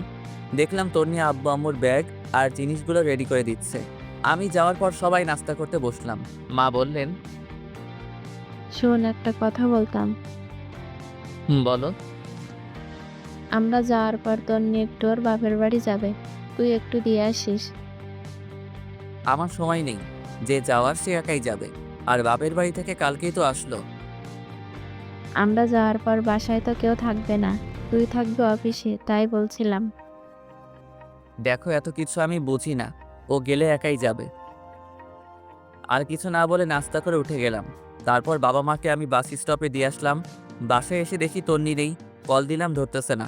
আমিও আর কল না দিয়ে রেডি হয়ে অফিসে চলে গেলাম। দুপুরবেলা ক্যান্টিনে খাবার খেতে গেলাম। বাবা মাকে কল দিয়ে জিজ্ঞেস করলাম কত দূর গেছে। অনেকক্ষণ কথাবার্তা বলে কল কেটে দিলাম। হঠাৎ করে তন্নির কথা মনে পড়ল। আমি এবার তন্নিকে কল না দিয়ে শাশুড়িকে কল দিলাম। হ্যালো, আসসালামু আলাইকুম। ওয়ালাইকুম সালাম। বাবা কেমন আছো? আছি ভালো। আপনারা সবাই কেমন আছেন? আছি, সবাই ভালো। খাওয়া দাওয়া করছেন? তন্নি খেয়েছে? এই তো আমরা করতেছি, তুমি করছো? জি, নাস্তা করতেছি। অফিস শেষে আমাদের এখানে চলে আসিও, তোমার আব্বু আম্মুর সাথে আমার কথা হয়েছে। কিন্তু কোনো কিন্তু না, আমি বলছি তুমি চলে আসিও। আচ্ছা, ঠিক আছে। কলটা কেটে দিলাম। তারপর সানিয়ার আইমানকে কল দিলাম। সব কিছু বললাম। ওরাও বলতেছে চালিয়ে যাওয়ার জন্য। রাত প্রায় 8টা। আমি ওদের বাসার সামনে গেলাম। তন্নিকে কল দিব চিন্তা করলাম, কিন্তু দিলাম না। কলিং বেল দেওয়ার সাথে সাথে তন্নি এসে দরজা খুলে দিয়ে গেছে। মনে হয় আমার জন্যই ওয়েট করতেছিল। আমি শ্বশুর শাশুড়ির সাথে কথা বলে তন্নির রুমে গেলাম। আমার সাথে কোনো কথা বলতেছে না। আমি ওয়াশরুমে গিয়ে ফ্রেশ হয়ে আসলাম। একটু পর শাশুড়ি এসে খাওয়ার জন্য ডেকে গেল। আমিও সোজা নিচে চলে গেলাম। খাওয়া দাওয়া করে বাইরে বের হলাম। আব্বুকে কল দিলাম। অনেকক্ষণ কল দিয়ে কথা বললাম। তারপর বাসায় আসলাম। রুমে যাওয়ার সাথে সাথে তন্নি অনেক জোরে দরজাটা লাগিয়ে দিল। কি রে, এত জোরে দরজা দিলি কেন? তুই এখানে কেন আসছিস? মানে কি? তোর মাই তো বলল। মা বললে আসতে হবে নাকি? দেখ, বেশি কথা বলবি না। তোরে দেখলেই আমার রাগ হয়। যা শুয়ে পড়। তুই আমার রুম থেকে বের হ। তুই কি আমাকে অপমান করছিস? ধরে নে তাই তুই আমার রুমে থাকতে পারবি না। ভুলে গেছিস সবসময় আমার রুমেই থাকিস অ্যান্ড আমার খাটে। তুই কি যাবি নাকি গলা ধাক্কা দিব? আমি আর কিছু না বলে বের হয়ে গেলাম। চিন্তা করলাম নিজের বাসায় চলে যাব, কিন্তু এত রাতে যাওয়া রিস্কি হয়ে যাবে। তাছাড়া শ্বশুর শাশুড়িও খারাপ মনে করবে। আর কিছু চিন্তা না করে সোজা নিচে চলে গেলাম। অনেকক্ষণ হাঁটাহাঁটি করলাম, সময় যাচ্ছে না কিছুতেই। তারপর গিয়ে গেস্ট রুমের সোফায় গিয়ে শুয়ে পড়লাম। সকালবেলা শাশুড়ির ডাকে ঘুম ভাঙলো। আমাকে সোফায় দেখে উনি বলল, কি বাবা, তুমি সোফায় কেন ঘুমিয়েছো? রুমে যাওনি? আমি কিছু বলতে যাব এমন সময় তন্নি কোথা থেকে তার আম্মুকে বলে, আম্মু তোমার জামাই কি করেছে জানো? কি করেছে? কাল রাতে আমাকে গান শোনানোর জন্য বলেছিলাম, সে শোনায়নি, তাই শাস্তি দিয়েছি যে আমার সাথে আজকে ঘুমাতে পারবে না। আমি তো পুরো টাসকি খেয়ে বসে আছি। ফকিন্নি কত বড় মিথ্যা কথা বলল। বাহ, কি সুন্দর নিজেকে বাঁচিয়ে নিল। তারপর শাশুড়ি আমাকে বলল, বাবা, আমার মেয়েটা গান পছন্দ করে, তুমি মাঝে মাঝে একটু গান শোনাইও। আর তুইও, সামান্য একটা গানের জন্য বুঝি কেউ রুমে থাকতে দেয় না? আমি দুঃখ ভারাক্রান্ত একটা হাসি দিয়ে ওয়াশরুমে গিয়ে ফ্রেশ হয়ে নাস্তা করে অফিসে চলে গেলাম। একটু পর আমাদের অফিসের একটা কলিগ আমার রুমের সামনে আসলো। হ্যালো স্যার, আসতে পারি? আরে আদিবা, আসো আসো। তিন স্যার। কিছু বলবে? বলছিলাম কি স্যার, আগামী সপ্তাহে আমি একটু বাড়ি যাব, আমার চাচাতো ভাইয়ের বিয়ে। ও আচ্ছা, ছুটি লাগবে এই তো? জি স্যার। কতদিন লাগবে? স্যার 7 দিন হলে ভালো হতো। আচ্ছা ঠিক আছে, যাও দিলাম, ভালোভাবে যাবে। ধন্যবাদ স্যার। এরপরও দেখলাম আদিবা কিছু বলবে, কিন্তু বলছে না, শুধু ছটফট করছে। তাকে আমি বললাম, কি কিছু বলবে নাকি? আসলে স্যার একটা কথা বলার ছিল। সমস্যা নাই, বলো। স্যার এখানে তো আমার কেউ নেই, আপনাকে বড় ভাইয়ার মতো দেখি, যদি ভাই হিসেবে আমার একটু উপকার করতেন খুশি হতাম। আরে পাগল নাকি তুমি? কোনো সমস্যা নাই, তুমি নির্ভয় বলো। স্যার অনেক দিন পর বাড়ি যাচ্ছি তো, আপু আম্মুর জন্য কিছু শপিং করব আর কিছু জিনিস নেব। আপনি যদি বিকেলবেলা আমার সাথে একটু শপিংয়ে যেতেন অনেক উপকার হতো স্যার। আচ্ছা ঠিক আছে, যাব। ধন্যবাদ স্যার। কথা বলে আদিবা তার ডেস্কে চলে গেল। বিকেলবেলা আদিবার সাথে শপিং মলে গেলাম, অনেক কিছু নিলাম। ওর বাবার জন্য, ওর মায়ের জন্য। অনেক কেনাকাটা করার পর আদিবা একটা কসমেটিক্সের দোকানে গেল। আমিও ওর পিছে পিছে গেলাম। আদিবার ব্যাগগুলো আমার কাছে ছিল। কসমেটিক্সের দোকানে যাওয়ার পর আমি আর আদিবা পাশাপাশি দাঁড়িয়েছিলাম। সেখানে গিয়ে বিশাল আকারে একটা শখ খেলাম। দেখলাম তন্নিও সেখানে তার বান্ধবীদের সাথে কি যেন কিনতেছে। আমাকে আদিবার সাথে দেখে আমার সামনে এসে বলে, মেয়েটা কে? ও আমার। পুরোটা বলার আগেই আমার গালে ঠাস করে একটা চর বসিয়ে চোখ মুখ লাল করে কাঁদতে কাঁদতে দোকান থেকে বের হয়ে গেল। তন্নি কয়েকটা বান্ধবী এসে আমাকে বলল, ভাইয়া, বাসায় বউ রেখে বাইরে মেয়ে নিয়ে ঘুরেন, আপনার লজ্জা করে না? তারপর সবাই দোকান থেকে বের হয়ে গেল। লজ্জায় আমার পুরো মুখ লাল হয়ে গেল। খারাপটাই সবাই দেখলো, আসল কাহিনীটা কারো চোখে পড়ল না। তারপর আমি আর আদিবাও বের হয়ে গেলাম। আদিবা আমাকে বলল, সরি স্যার, আমার জন্য আজকে আপনাকে অপমানিত হতে হয়েছে। আরে ধুর, এগুলো কিচ্ছু না। তোমার কি দোষ? কেউ তো আসল কথা জানে না, সেই জন্য রিয়াক্ট করতেছে। ম্যাডাম কিন্তু অনেক রাগ করেছে। এটা কোনো সমস্যা না, সব ঠিক হয়ে যাবে। স্যার একটা কথা বলতাম। বলো। ম্যাডামের নাম্বারটা আমাকে দিবেন, আমি সব বুঝিয়ে বলবো। আরে তুমি কল দিলে সে আরো বেশি রিয়াক্ট করবে, উল্টো তোমাকে অপমান করবে। সমস্যা নেই স্যার, আপনি নাম্বারটা আমাকে দিন আর এটা ধরুন। কি এটাতে? স্যার আপনাদের বিয়েতে তো যেতে পারিনি, তাই ম্যাডামের জন্য আমার পক্ষ থেকে একটা গিফট। তুমি আবার এটা কখন কিনলে? সেটা আপনার না জানলেও চলবে, আপনি এটা নেন আর নাম্বারটা দিন। ধন্যবাদ, এই নাও নাম্বার। তারপর আমি নাম্বারটা দিয়ে দিলাম। গিফটটা নিয়ে আদিবাকে একটা রিকশায় উঠিয়ে দিয়ে আমি বাসায় চলে আসলাম। এসে গিফটটা খুলে দেখলাম একটা নীল শাড়ি, অনেক সুন্দর, তন্নিকে অসাধারণ লাগবে। এরপর আমার মাথায় একটা বুদ্ধি আসলো, ফারিয়াকে কল দিয়ে সব কিছু বলে দেই। কারণ তন্নি আজকের বিষয়টা ফারিয়ার সাথে শেয়ার করবে। আমি ফারিয়াকে কল দিয়ে সব কিছু বলে দিছি এবং এটাও বলে দিয়েছি যে এমনভাবে কথা বলবে যেন তন্নির প্রচুর রাগ হয়। বাসায় একা একা ভালো লাগছে না, আব্বু আম্মুও নাই, তন্নিও নাই। আমি তন্নিকে কল দিলাম বাট নাম্বার বন্ধ। এরপর তন্নির আম্মুর কাছে কল দিলাম। হ্যালো, আসসালামু আলাইকুম। ওয়ালাইকুম সালাম। কেমন আছো বাবা? জি ভালো, আপনি? আছি মোটামুটি। তন্নি কোথায়? ওর নাম্বার বন্ধ কেন? কি জানি বাবা, বিকেলে কোথা থেকে কাঁদতে কাঁদতে এসে রুমের দরজা বন্ধ করে দিয়েছে। অনেকবার ডেকেছি, দরজা খুলছে না, কিছু খাচ্ছেও না। তোমার সাথে কি কিছু হয়েছে? না, আমার সাথে কিছু হয়নি। তো বাবা আজকে আমাদের বাসায় আসবে না? না, আজকে আসবো না। কেন বাবা? বাসায় তো কেউ নেই, এখানে তন্নিও একা, চলে আসো।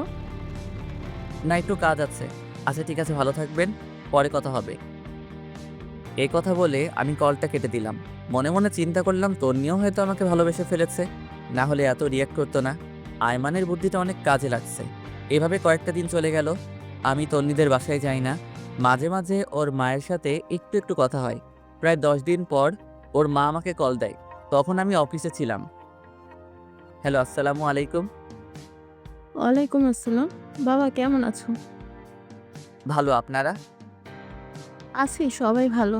বাবা তুমি একটু আজকে আমাদের বাসায় আসতে পারবে? আসলে আমার তো একটু কাজ ছিল। কেন, কোনো সমস্যা হয়েছে নাকি? আসলে হয়েছে কি, আমার বড় বোন নাকি অনেক অসুস্থ। আমি আর তোমার শ্বশুর আব্বা ওখানে যাচ্ছি, তাই তুমি যদি এখানে থাকতে ভালো হতো। তন্নিকেও নিয়ে যান তাহলে। ও যেতে চাচ্ছে না, সেজন্য তো আমরা একটু টেনশনে আছি। সে একা একা বাসায় কিভাবে থাকবে? যদি তুমি একটু আসতে ভালো হতো। আচ্ছা ঠিক আছে, আপনারা যান, আমি সন্ধ্যার সময় আসব। এই কথা বলে কলটা কেটে দিলাম। কেমন জানি খুব খারাপ লাগছে আজকে। অনেকদিন পর ওর সাথে দেখা করতে যাচ্ছি। রাত প্রায় 8টার সময় ওদের বাসায় গেলাম। কলিং বেল বাজানোর সাথে সাথেই দরজা খুলে দিল। মনে হয় আমার জন্যই অপেক্ষা করছিল। ভিতরে গেলাম, দেখলাম চোখ মুখ লাল করে বসে আছে। দেখতে বাচ্চাদের মতো লাগছে। তারপর আমি বললাম, কেমন আছিস? তুই এখানে কেন আসছিস? আম্মা বলেছে তাই।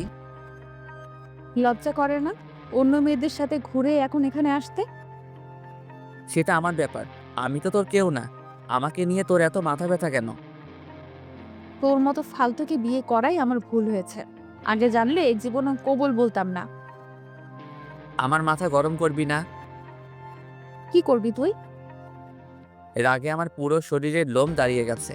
আমি কোনো কথা না বলে ব্যাগটা রেখে ওয়াশরুমে চলে গেলাম। ফ্রেশ হয়ে এসে দেখি তন্নি নেই, মনে হয় ঘুমিয়ে গেছে। আমি আর ওর রুমে গেলাম না, সামনে গেস্ট রুমের সোফায় শুয়ে রইলাম, কিন্তু ঘুম আসছে না। একটু পর আস্তে আস্তে উঠে তন্নির রুমের দিকে গেলাম, দেখলাম ও ঘুমিয়ে আছে।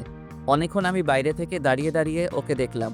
হঠাৎ করে খেয়াল করলাম ওর পুরো শরীর কাঁপতেছে। আমি তাড়াতাড়ি রুমে গেলাম, কপালে হাত দিয়ে দেখি জ্বরে পুরো শরীর পুড়ে যাচ্ছে। আমি তো টেনশনে পড়ে গেলাম, কি করব বুঝতে পারতেছি না। পরে কিচেন রুম থেকে একটা বাটি নিয়ে এসে ওর মাথায় জল পটে দিলাম অনেকক্ষণ, কিন্তু কিছুতেই কমছে না। পরে একটা বালতিতে পানি নিয়ে এসে ওর মাথায় দিলাম। প্রায় 2 ঘন্টার মতো পানি দেওয়ার পর জ্বর কিছুটা কমলো। পরে দেখলাম পানি দিতে দিতে ওর শরীরও ভিজিয়ে দিলাম। এখন কাপড়টা চেঞ্জ করতে হবে, বাট কিভাবে করব বুঝতে পারতেছি না। সে যদি দেখে আমি ওর কাপড় চেঞ্জ করছি, তাহলে আমার অবস্থা শেষ। সকালবেলা আমি নাস্তা নিয়ে ওর রুমে গেলাম, দেখলাম সে মাত্র ঘুম থেকে উঠছে। আমার হাতে নাস্তা দেখে চমকে উঠল। তারপর নিজের দিকে তাকিয়ে দেখে যে ওর গায়ে যে জামাটা ছিল সেটা আর নেই। তারপর আমার রাগে চোখ মুখ লাল করে উঠে এসে আমার কলার ধরে বলল, ওই কুত্তা আমার কাপড়ের এই অবস্থা করেছে কি? আসলে কালকে রাতে। পুরোটা বলার আগে ঠাস ঠাস 2টা চর বসিয়ে দেয়। তারপর বলে, তুই এত খারাপ আমি ভাবতেও পারিনি। আমাকে ঘুমের মধ্যে পেয়ে তুই ছি, আমার ভাবতেই ঘৃণা লাগে। তোকে আমি আস্তে আস্তে বিশ্বাস করতে লাগলাম, কিন্তু তুই এত খারাপ আমি জীবনেও ভাবিনি। যা বেরিয়ে যা এখান থেকে। প্লিজ আমার কথাটা শোনো। তুই যাবি নাকি আবার চর খাবি? আমি আর কিছু না বলে নাস্তার প্লেটটা রেখে চলে আসতে যাব, এমন সময় দেখি দরজার সামনে নীলা দাঁড়িয়ে আছে। মনে হয় আমাকে চর মারা দৃশ্যটা দেখে ফেলেছে। লজ্জায় পুরো লাল হয়ে গেলাম। কিছু না বলে সোজা রুমের বাইরে চলে আসলাম। এরপর নীলা ভিতরে গেল, যাওয়ার পর বলল, তুই ওনাকে চর মেরেছিস কেন? ভালো করেছি। ও আমার কাপড় চেঞ্জ করেছে কেন? সে করেনি, আমি করছি। মানে? তুই জানিস কালকে রাতে তোর অনেক জ্বর আসছিল, উনি তোর মাথায় জল পড়তে দিয়েছে। জ্বর না কমার কারণে সারা রাত তোর মাথায় পানি দেয়, পানিগুলো তোর শরীরে গিয়ে পুরো শরীর ভিজে যায়, ঠান্ডা লেগে যাবে, সেজন্য সকাল সকাল আমাকে কল দিয়ে আনে, আর আমি তোর কাপড় চেঞ্জ করি। আর তুই কিনা না জেনে ওনাকে জ্বর দিলি। তোর ভাগ্য অনেক ভালো যে ওনার মতো স্বামী পেয়েছিস। এই কথাগুলো বলে নীলা বাইরে চলে আসে। আমি তন্নির মাকে কল করে ওর অসুস্থতার কথা জানালাম। তারপর কিছু না বলে সোজা অফিসে চলে গেলাম। এরপর থেকে তন্নিকে আর কোনো কল দেই না, ওর আম্মুকেও দেই। মাঝে মাঝে ওর আম্মু কল দিলে খবর নেয়, জাস্ট এতটুকুই। কয়েকদিন পর বাবা মা চলে আসে, এসে আমাকে বলে কিরে বৌমা কই? ওর বাপের বাড়ি। তা তুই কি এতদিন ওখানে ছিলি? না, মাঝে মাঝে যেতাম। চুপ করে বেয়াদব, তুই কি ভাবছিস আমি কোনো খোঁজ খবর রাখি না? ঘরে বউ রেখে অন্য মেয়ে নিয়ে ঘুরতে তোর লজ্জা করে না? বৌমা আমাকে সব কিছু জানিয়েছে। বাহ, ফকির নিজের দোষ না স্বীকার করে আমাকে ফাঁসিয়ে দিল। জানি বাবা, এখন সত্য কথা বললে বিশ্বাস করবে না, তাই বলেও কোনো লাভ নেই। এরপর বাবা বললেন, এখন ওদের বাসায় যা, আর তন্নিকে তোর সাথে করে নিয়ে আসবি। কিন্তু বাবা এখন তো কোনো কিন্তু নয়, যেটা বলছি সেটা। এখন তো রাত হয়ে গেছে, এখন কিভাবে আনবো? কালকে সকালে নিয়ে আসলে হবে না? গর্দব, এখন আনতে কে বলেছে? এখন তুই যাবি, রাত থেকে কাল সকালে চলে আসবি। আমি কিছু বলতে যাব, এমন সময় বাবার দিকে খেয়াল করে দেখলাম রেগে আছে। আমি আর কিছু না বলে রেডি হয়ে ওদের বাসার উদ্দেশ্যে রওনা দিলাম। রাত প্রায় 9:30। আমি তন্নিদের বাসার সামনে দাঁড়িয়ে আছি। কলিং বেল দেওয়ার সাথে সাথে দেখলাম তন্নির মা এসে দরজা খুলে দিল। তারপর বলল, বাবা আসছো? পথে কোনো সমস্যা হয়নি তো? না, কোনো সমস্যা হয়নি। আচ্ছা বসো, খাওয়া দাওয়া করে নাও। তন্নিও বসে আছে, বাট আমি কিছু বলছি না দেখে সেও বলছে না। খাওয়া দাওয়া শেষ করে রুমে গেলাম, গিয়ে একটা চেয়ারের উপর বসে আছি। একটু পর তন্নি এসে দরজা লাগিয়ে দিল। আমাকে বলল, সরি। সরি কেন? সেদিন রাতের ঘটনার জন্য।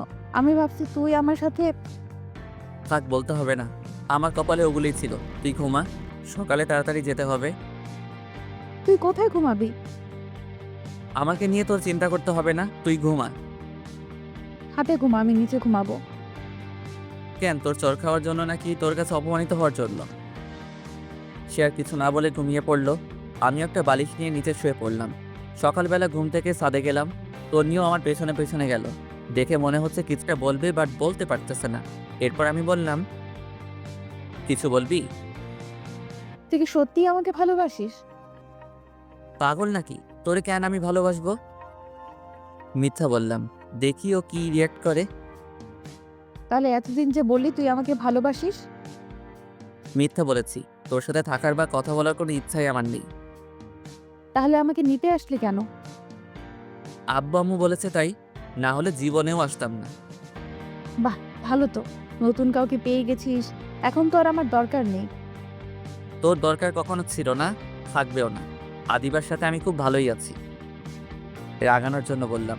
তনি আর কিছু না বলে চোখ মুখ লাল করে কান্না করতে করতে নিচে চলে যায়। মনে মনে বন্ধু আইমানকে ধন্যবাদ দিতে লাগলাম, ওর বুদ্ধিটা কাজে লেগেছে। এইরকম জানলে আরও আগে থেকে ইগনোর করতাম। যাই হোক, একটু পর আমিও নিচে গেলাম, গিয়ে দেখি তন্নি চুপ করে বসে আছে। আমি বললাম, রেডি হয়ে নি, বাসায় যেতে হবে। আমি যাব না, তুই যা। তোর ন্যাকামি দেখার টাইম নাই আমার। আদিবা বসে আছে, তাড়াতাড়ি রেডি হয়ে নি। বললাম তো আমি যাব না। ওকে, একটু পর নিজেই যাবি? তুই এখান থেকে যা, তোকে যেন না দেখি। চলে তো যাবই, এখানে তো থাকতে আসিনি। তুই আর এক সেকেন্ডও এখানে থাকতে পারবি না, এখনই বের হয়ে যা। আমিও আর কিছু না বলে নাস্তা না করে ওর বাবা মা কাউকে না জানিয়ে সোজা অফিসে চলে গেলাম। বাসায় গেলে বাবা চিল্লাচিল্লি করবে। কাজ করতেছে এমন সময় আদিবা আসলো। আসতে পারি স্যার? আরে আদিবা, আসো, বসো। ধন্যবাদ স্যার। আপনার কি মন খারাপ? আরে না, এমনি ভালো লাগছে না। আমি জানি স্যার, ম্যাম আপনাকে কিছু বলেছে হয়তো। আসলে স্যার, সেদিন যদি জানতাম ম্যামও মার্কেটে যাবে তাহলে আপনাকে যেতে বলতাম না। আরে দো, এটা কোনো ব্যাপার না। এমন সময় বাবা কল দিল। আদিবা উঠে চলে গেল। এই কই তুই? আমি তো অফিসে। তোকে না বললাম বৌমাকে নিয়ে বাসায় আসতে? ও আসবে না বলেছে, সেই জন্যই তো আমি অফিসে চলে আসছি। চুপ কর বেয়াদব।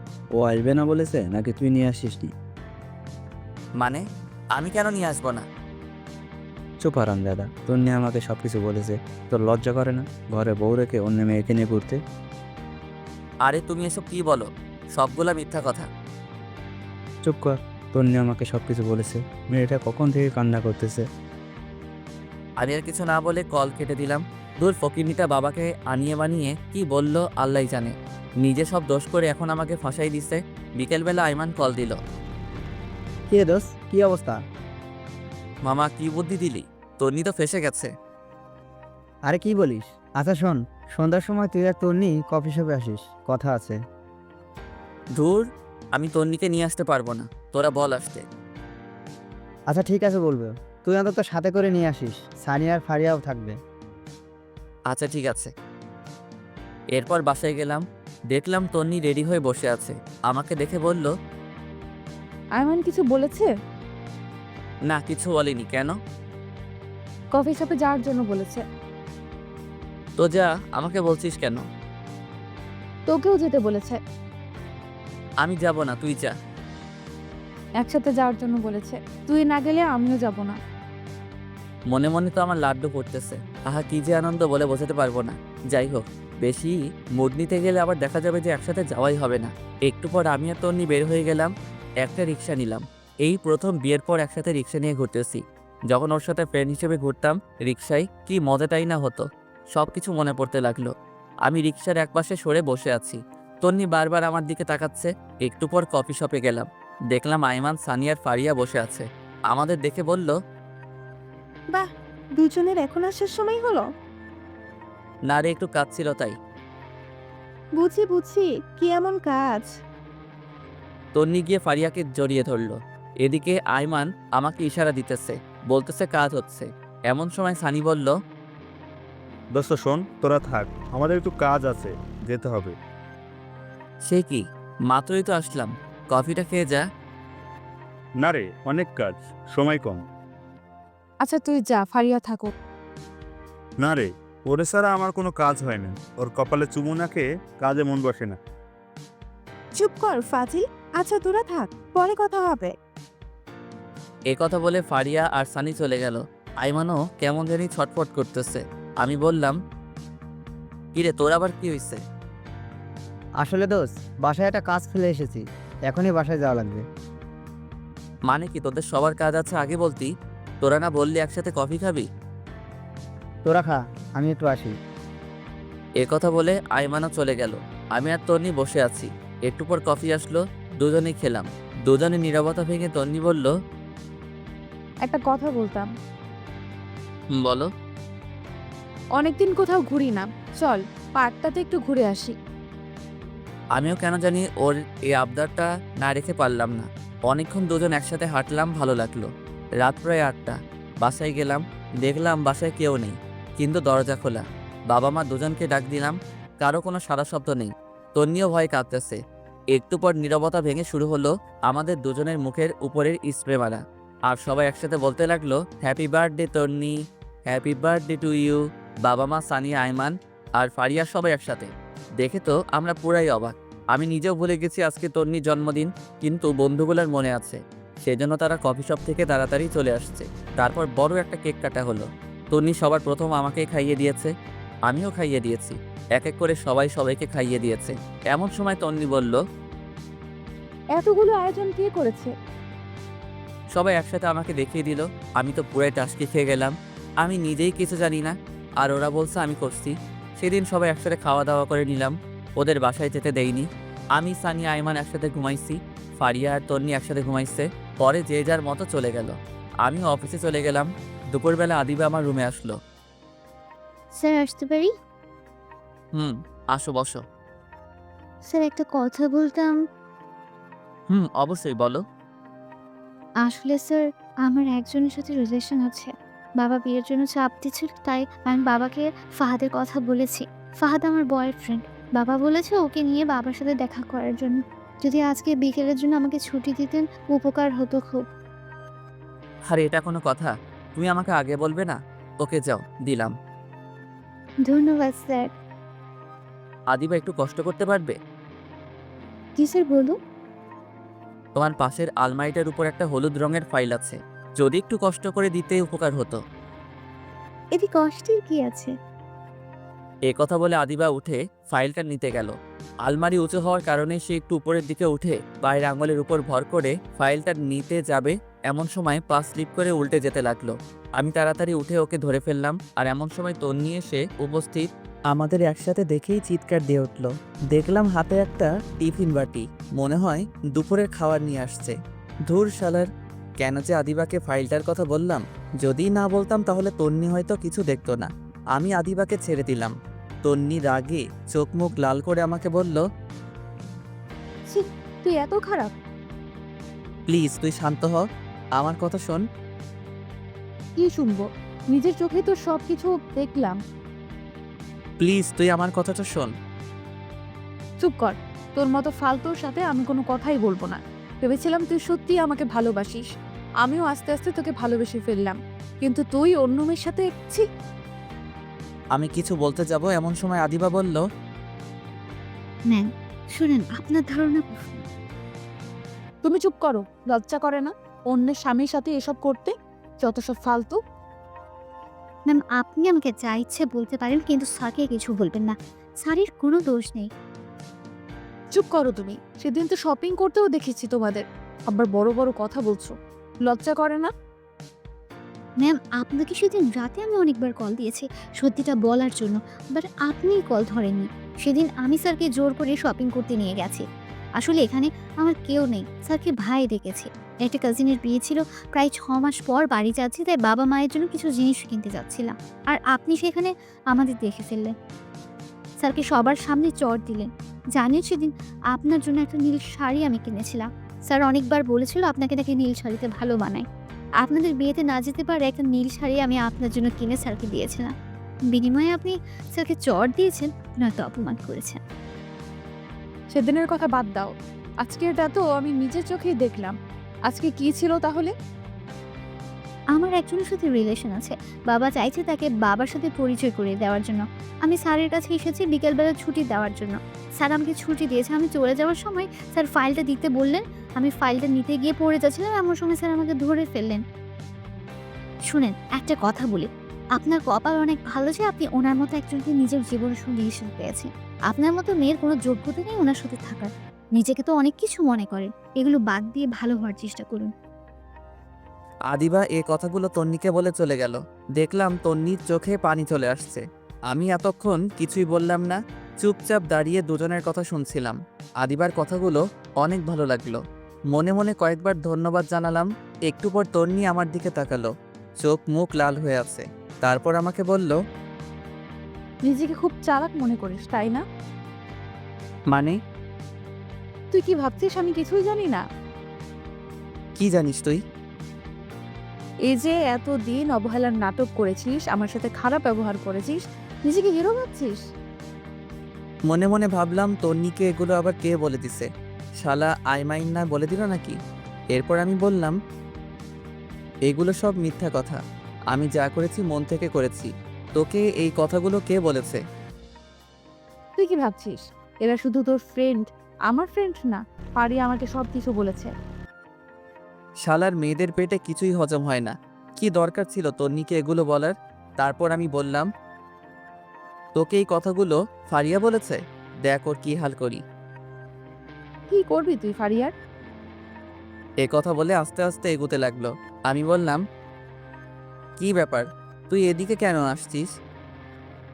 কেন এসেছি তাই না? দেখ একদম কাছে আসবি না, আমি কিন্তু চিল্লাচিল্লি করব। কর চিল্লা চিল্লি, দেখি কে আসে। আমি পিছাইতে পিছাইতে দেওয়ালের সাথে লেগে গেছি। এ কি করছিস তুই? বলার আগেই ঠোঁট দিয়ে আমার ঠোঁট চেপে ধরলো। আমার পুরো শরীরের লোম দাঁড়িয়ে গেল। কিছুক্ষণ এভাবে থাকার পর আমি তন্নিকে একটু দূরে সরিয়ে দিলাম। বললাম, এই তুই কি পাগল? এটা আমার অফিস, বেডরুম না। যদি কেউ দেখে ফেলতো? দেখুক, তাতে আমার কি? খাইছিস? মাত্রই তো খাইলাম। আর দূর এটা না, দুপুরে খাইছিস? না, তোর জন্য রান্না করে নিয়ে আসছি। তুই করছিস নাকি আম্মা করছে? দুজনেই করছি। তুই এত কথা বলছিস কেন? আচ্ছা ঠিক আছে, বলবো না। তুই ফ্রেশ হয়ে আয়, একসাথে খাবো। ওকে। এরপর তন্নি ওয়াশরুমে চলে গেল। আমি মনে মনে ভাবছি অবশেষে তন্নি লাইনে আসলো। আর আমি বন্ধুগুলো না থাকলে হয়তো কিছুই সম্ভব হতো না। একটু পর তন্নি বাইরে আসলো। আমি একটা প্লেটে ভাত দিয়ে তাকে বললাম, এই ধর, খেয়ে নে। আমি খাবো না। কি আজিব, তুই না একটু আগে বললি খাবি? এভাবে খাবো না। তো কিভাবে খাবি? যদি কেউ একজন খাইয়ে দেয় তাহলে খাবো। আমি আর কিছু না বলে ওকে খাইয়ে দিলাম, নিজেও খেয়ে নিলাম। খাওয়া দাওয়া শেষে তন্নিকে বাসায় পাঠিয়ে দিলাম। তন্নি চলে যাওয়ার পর ফাইলটা নিলাম। এমন সময় আইমানের কল। দোস্ত কি অবস্থা? আরে মামা, কি বুদ্ধি দিলি! তন্নি তো পুরো ফিদা হয়ে গেছে। আর কি বলিস? আর তন্নির জন্মদিনে এত বড় একটা সারপ্রাইজ দেওয়ার জন্য ধন্যবাদ। আমি ভুলেই গেছিলাম ওর জন্মদিন। আরে মামা, সারপ্রাইজের কি দেখলা? আরো বড় সারপ্রাইজ এখনো রয়ে গেছে। আরে কি বলিস? কি সারপ্রাইজ, তাড়াতাড়ি বল। না এখন না, বিকালে কফি শপে আয়, বাকিরাও আসবে, সবাইকে একসাথে বলবো। আচ্ছা ঠিক আছে। শোন, আসার সময় তন্নিকে নিয়ে আসিস। আমি সানি আর ফারিয়াকে বলে দিছি। আচ্ছা ঠিক আছে। এই কথা বলে কল কেটে দিলাম। অফিস শেষ করে বিকালবেলা তন্নিকে বললাম রেডি হতে। সে রেডি হতে চলে গেল। আমিও ফ্রেশ হয়ে একটা কালো শার্ট পরে বাসার বাইরে দাঁড়িয়ে আছি তন্নির জন্য। একটু পর তন্নিও আসলো, বা সেও কালো শাড়ি পরে আসলো। আমি দেখে আরও একবার ক্রাশ খেলাম। হা করে তাকিয়ে আছি। একটু পর তন্নির ঝাঁকানিতে বাস্তবে ফিরে এলাম। আমাকে বলল, এইভাবে হা করে তাকিয়ে আছিস কেন? মশা ঢুকবে। আরে না, আমি একটা কথা চিন্তা করতেছিলাম। কচু করছিলি, যা এখন রিক্সা নিয়ে আয়। তারপর আমি একটা রিক্সা নিলাম। আমি একটু দূরে সরে বসতে চাইলাম, কিন্তু আমার বাম হাতটা চেপে ধরে বসে আছে। একটু পর কফি শপে পৌঁছে গেলাম। দেখলাম সবাই বসে আছে। আমাদের দেখে সবাই দাঁড়ালো। ফারিয়া বলল, কি রে, আজ এত ম্যাচিং, ঘটনা কি? কিসের ঘটনা? বুঝি বুঝি, সব বুঝি। আচ্ছা বুঝলে ভালো। এই হারামির দল, চুপ কর, সবাই আগে বস। এরপর আমরা সবাই বসলাম। আয়মান সবার জন্য কফির অর্ডার দিল। বন্ধু এবার বল, কি এমন সারপ্রাইজ যেটা মোবাইলে বলা যায় না, এখানে বলতে হবে? দোস্ত, আমার তো বিয়ে। সত্যি? সত্যি। তারপর সবাই আয়মানকে কংগ্রাচুলেশনস জানালাম। আমি বললাম, তো বিয়ে কবে? পরশুদিন। আরামের বাচ্চা, আজই বলিসনি কেন? দোস্ত, আমি নিজেও জানতাম না, আজকে সকালে আব্বা বলেছে। আচ্ছা শোন, কালকে তোরা সবাই থাকবি, অনেক কিছু কেনাকাটা করতে হবে। আমি পারবো না, তোরা সবাই আসিস। না পারলে তুই বিয়েতেও আসিস না। ওরে ভাই, কাঁদিস কেন? আচ্ছা ঠিক আছে, আসবো। আমার কথা শুনে সবাই হাসাহাসি করতে লাগলো। তারপর অনেকক্ষণ আড্ডা দিয়ে কথাবার্তা বলে বাসায় চলে আসলাম। আমি ফ্রেশ হয়ে বাবার সাথে কথা বলতেছি। তন্নি তখন ফ্রেশ হচ্ছিল। অনেকক্ষণ কথাবার্তা বলে রুমে গেলাম। দেখি তন্নি সোফায় বসে আছে। আমি যাওয়ার সাথে সাথে বলে, একটা কথা বলতাম। তো বল, অনুমতির কি আছে? আজকে খাটে ঘুমা, আমার কোনো সমস্যা হবে না। কেন, জ্বর খাওয়ার জন্য নাকি? দেখ, এগুলোর জন্য সরি। তুই খাটে ঘুমা, আমার সমস্যা হবে না। দরকার নেই, তুই ঘুমা। এই কথা বলে আমি সোফায় ঘুমিয়ে পড়লাম। তন্নি মন খারাপ করে বিছানায় ঘুমিয়ে পড়ল। পরের দিন তন্নির ডাকে ঘুম ভাঙলো। উঠে ফ্রেশ হয়ে নাস্তা করলাম। রুমে যাওয়ার পর আয়মান কল দিল। হ্যালো দোস্ত, কই তোরা? তাড়াতাড়ি আয়, আমরা সবাই ওয়েট করতেছি। দোস্ত, আমি না আসলে হয় না? তন্নিকে পাঠিয়ে দিব? ওকে, তুই আমার বিয়েতেও আসিস না। আচ্ছা রাগ করিস না, আসছি। এরপর তন্নিকে বললাম রেডি হতে। দুজনে রেডি হয়ে মার্কেটের উদ্দেশ্যে রওনা দিলাম। একটু পর মার্কেটে চলে আসলাম। কি রে হারামি, এত দেরি কেন? আরে বলিস না, তন্নি আটা ময়দা মাখতে দেরি করে ফেলেছে। তন্নি রেগে লাল হয়ে বলল, আমি আটা ময়দা মাখি? এই হারামি, তুইও তো ঘুম থেকে উঠতে দেরি করিস, এখন আমার দোষ দিতেছিস তাই না? এই তোদের ঝগড়া বন্ধ কর, দেরি হয়ে যাচ্ছে। ওকে চল কেনাকাটা শুরু করি। শুরুতে একটা স্বর্ণের দোকানে গেলাম। তন্নি আর ফারিয়া দুজনে আইমানের বউয়ের জন্য গয়না পছন্দ করতেছে। অনেক ঘাটাঘাটির পর অনেকগুলো স্বর্ণের জিনিস নিল। তন্নি একটা নেকলেস নিয়ে বারবার নিজের গলায় জড়িয়ে দেখতে লাগলো। আমি খেয়াল করে দেখেছি, মনে হয় ওর পছন্দ হয়েছে, কিন্তু কিছু বলছে না। আমার দিকে বারবার তাকাচ্ছে। আমি দেখেও না দেখার ভান করে সানির সাথে কথা বলতেছি। একটু পর শাড়ির দোকানে গেলাম। সবার জন্য শাড়ি কিনলো। আইমানের মা, বোন, খালা আরও অনেকের জন্য কেনা হলো। তন্নি একটা নীল শাড়ি নিজের গায়ে জড়িয়ে আমাকে বলল, এই জুয়েল, বল। শাড়িটা খুব সুন্দর তাই না? আমাকে ভালো মানিয়েছে। তো এখন কি করব? না, এমনি বললাম। বাহ, ফকিন্নি সবকিছুই ঠিক করে নিয়েছে। দাম দেওয়ার জন্যই আমাকে এই কথাগুলো বলেছে। আর তন্নিকে শাড়িটাই আসলে অনেক সুন্দর মানিয়েছে। আমি দোকানদারকে বললাম শাড়িটা আলাদা একটা প্যাকেট করে দিতে। তন্নির মুখে এক রাজ্যের হাসি দেখলাম। কিছু না বলে তাড়াতাড়ি ব্যাগটা নিয়ে বসে আছে। আরও অনেক কিছু কেনাকাটা করার পর সবাই বাসার উদ্দেশ্যে রওনা দিলাম। আমরা সানিয়া রাইমানের কাছ থেকে বিদায় নিয়ে একটা রিক্সা নিলাম। একটু পথ যাওয়ার পর রিক্সাওয়ালাকে বললাম, মামা একটু দাঁড়ান। এই তোর আবার কি হলো? তুই বসে থাক, আমি একটু আসছি। এ কথা বলে আমি আবার মার্কেটে গেলাম। গিয়ে তন্নির পছন্দ করা নেকলেসটা কিনে নিলাম। দাম বেশি হওয়ায় ক্যাশ টাকা দিতে পারিনি। ওর বিকাশ নাম্বার নিয়ে একটা কলিগকে বলে টাকা পাঠিয়ে দিলাম। একটু পর রিক্সায় আসলাম। কিরে, কোথায় গিয়েছিলি? সেটা তো না জানলেও চলবে। এই মামা চলেন। বাসার সামনে এসে আমি তন্নিকে উপরে পাঠিয়ে দিলাম। রিক্সা ভাড়া দিয়ে আমি উপরে আসলাম। দেখলাম তন্নি রুমে নেই, মনে হয় ওয়াশরুমে গেছে। আমি নেকলেসটা ওর ড্রয়ারে রেখে দিয়েছি। তন্নি ওয়াশরুম থেকে বের হলো, খুব হাসি খুশি লাগছে। তারপর নিচে গিয়ে খাওয়া দাওয়া করে আগের দিনের মতো সোফায় শুয়ে পড়লাম। তন্নি কিছু বলতে গিয়েও বলেনি। পরের দিন আইমানের বিয়ে, সকাল থেকে শুধু কল দিচ্ছে। আমি ঘুম থেকে উঠে দেখি তন্নি মায়ের সাথে রান্নাঘরে কাজ করছে। কিছু না বলে ফ্রেশ হতে চলে গেলাম। একটু পর নাস্তা করে রেডি হয়ে তন্নিকে বললাম তাড়াতাড়ি রেডি হতে, আমরা বিয়েতে যাব, আর অনেক কাজ আছে।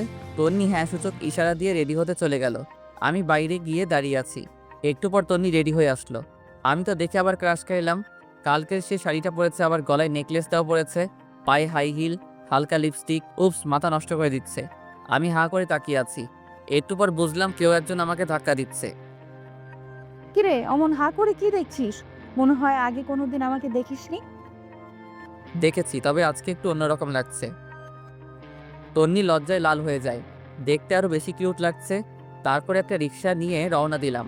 তন্নি আমার বাম হাতটা চেপে রেখেছে। একটু পর বলল, ধন্যবাদ। হঠাৎ ধন্যবাদ? এই যে আমার পছন্দের নেকলেসটা নিলি তাই।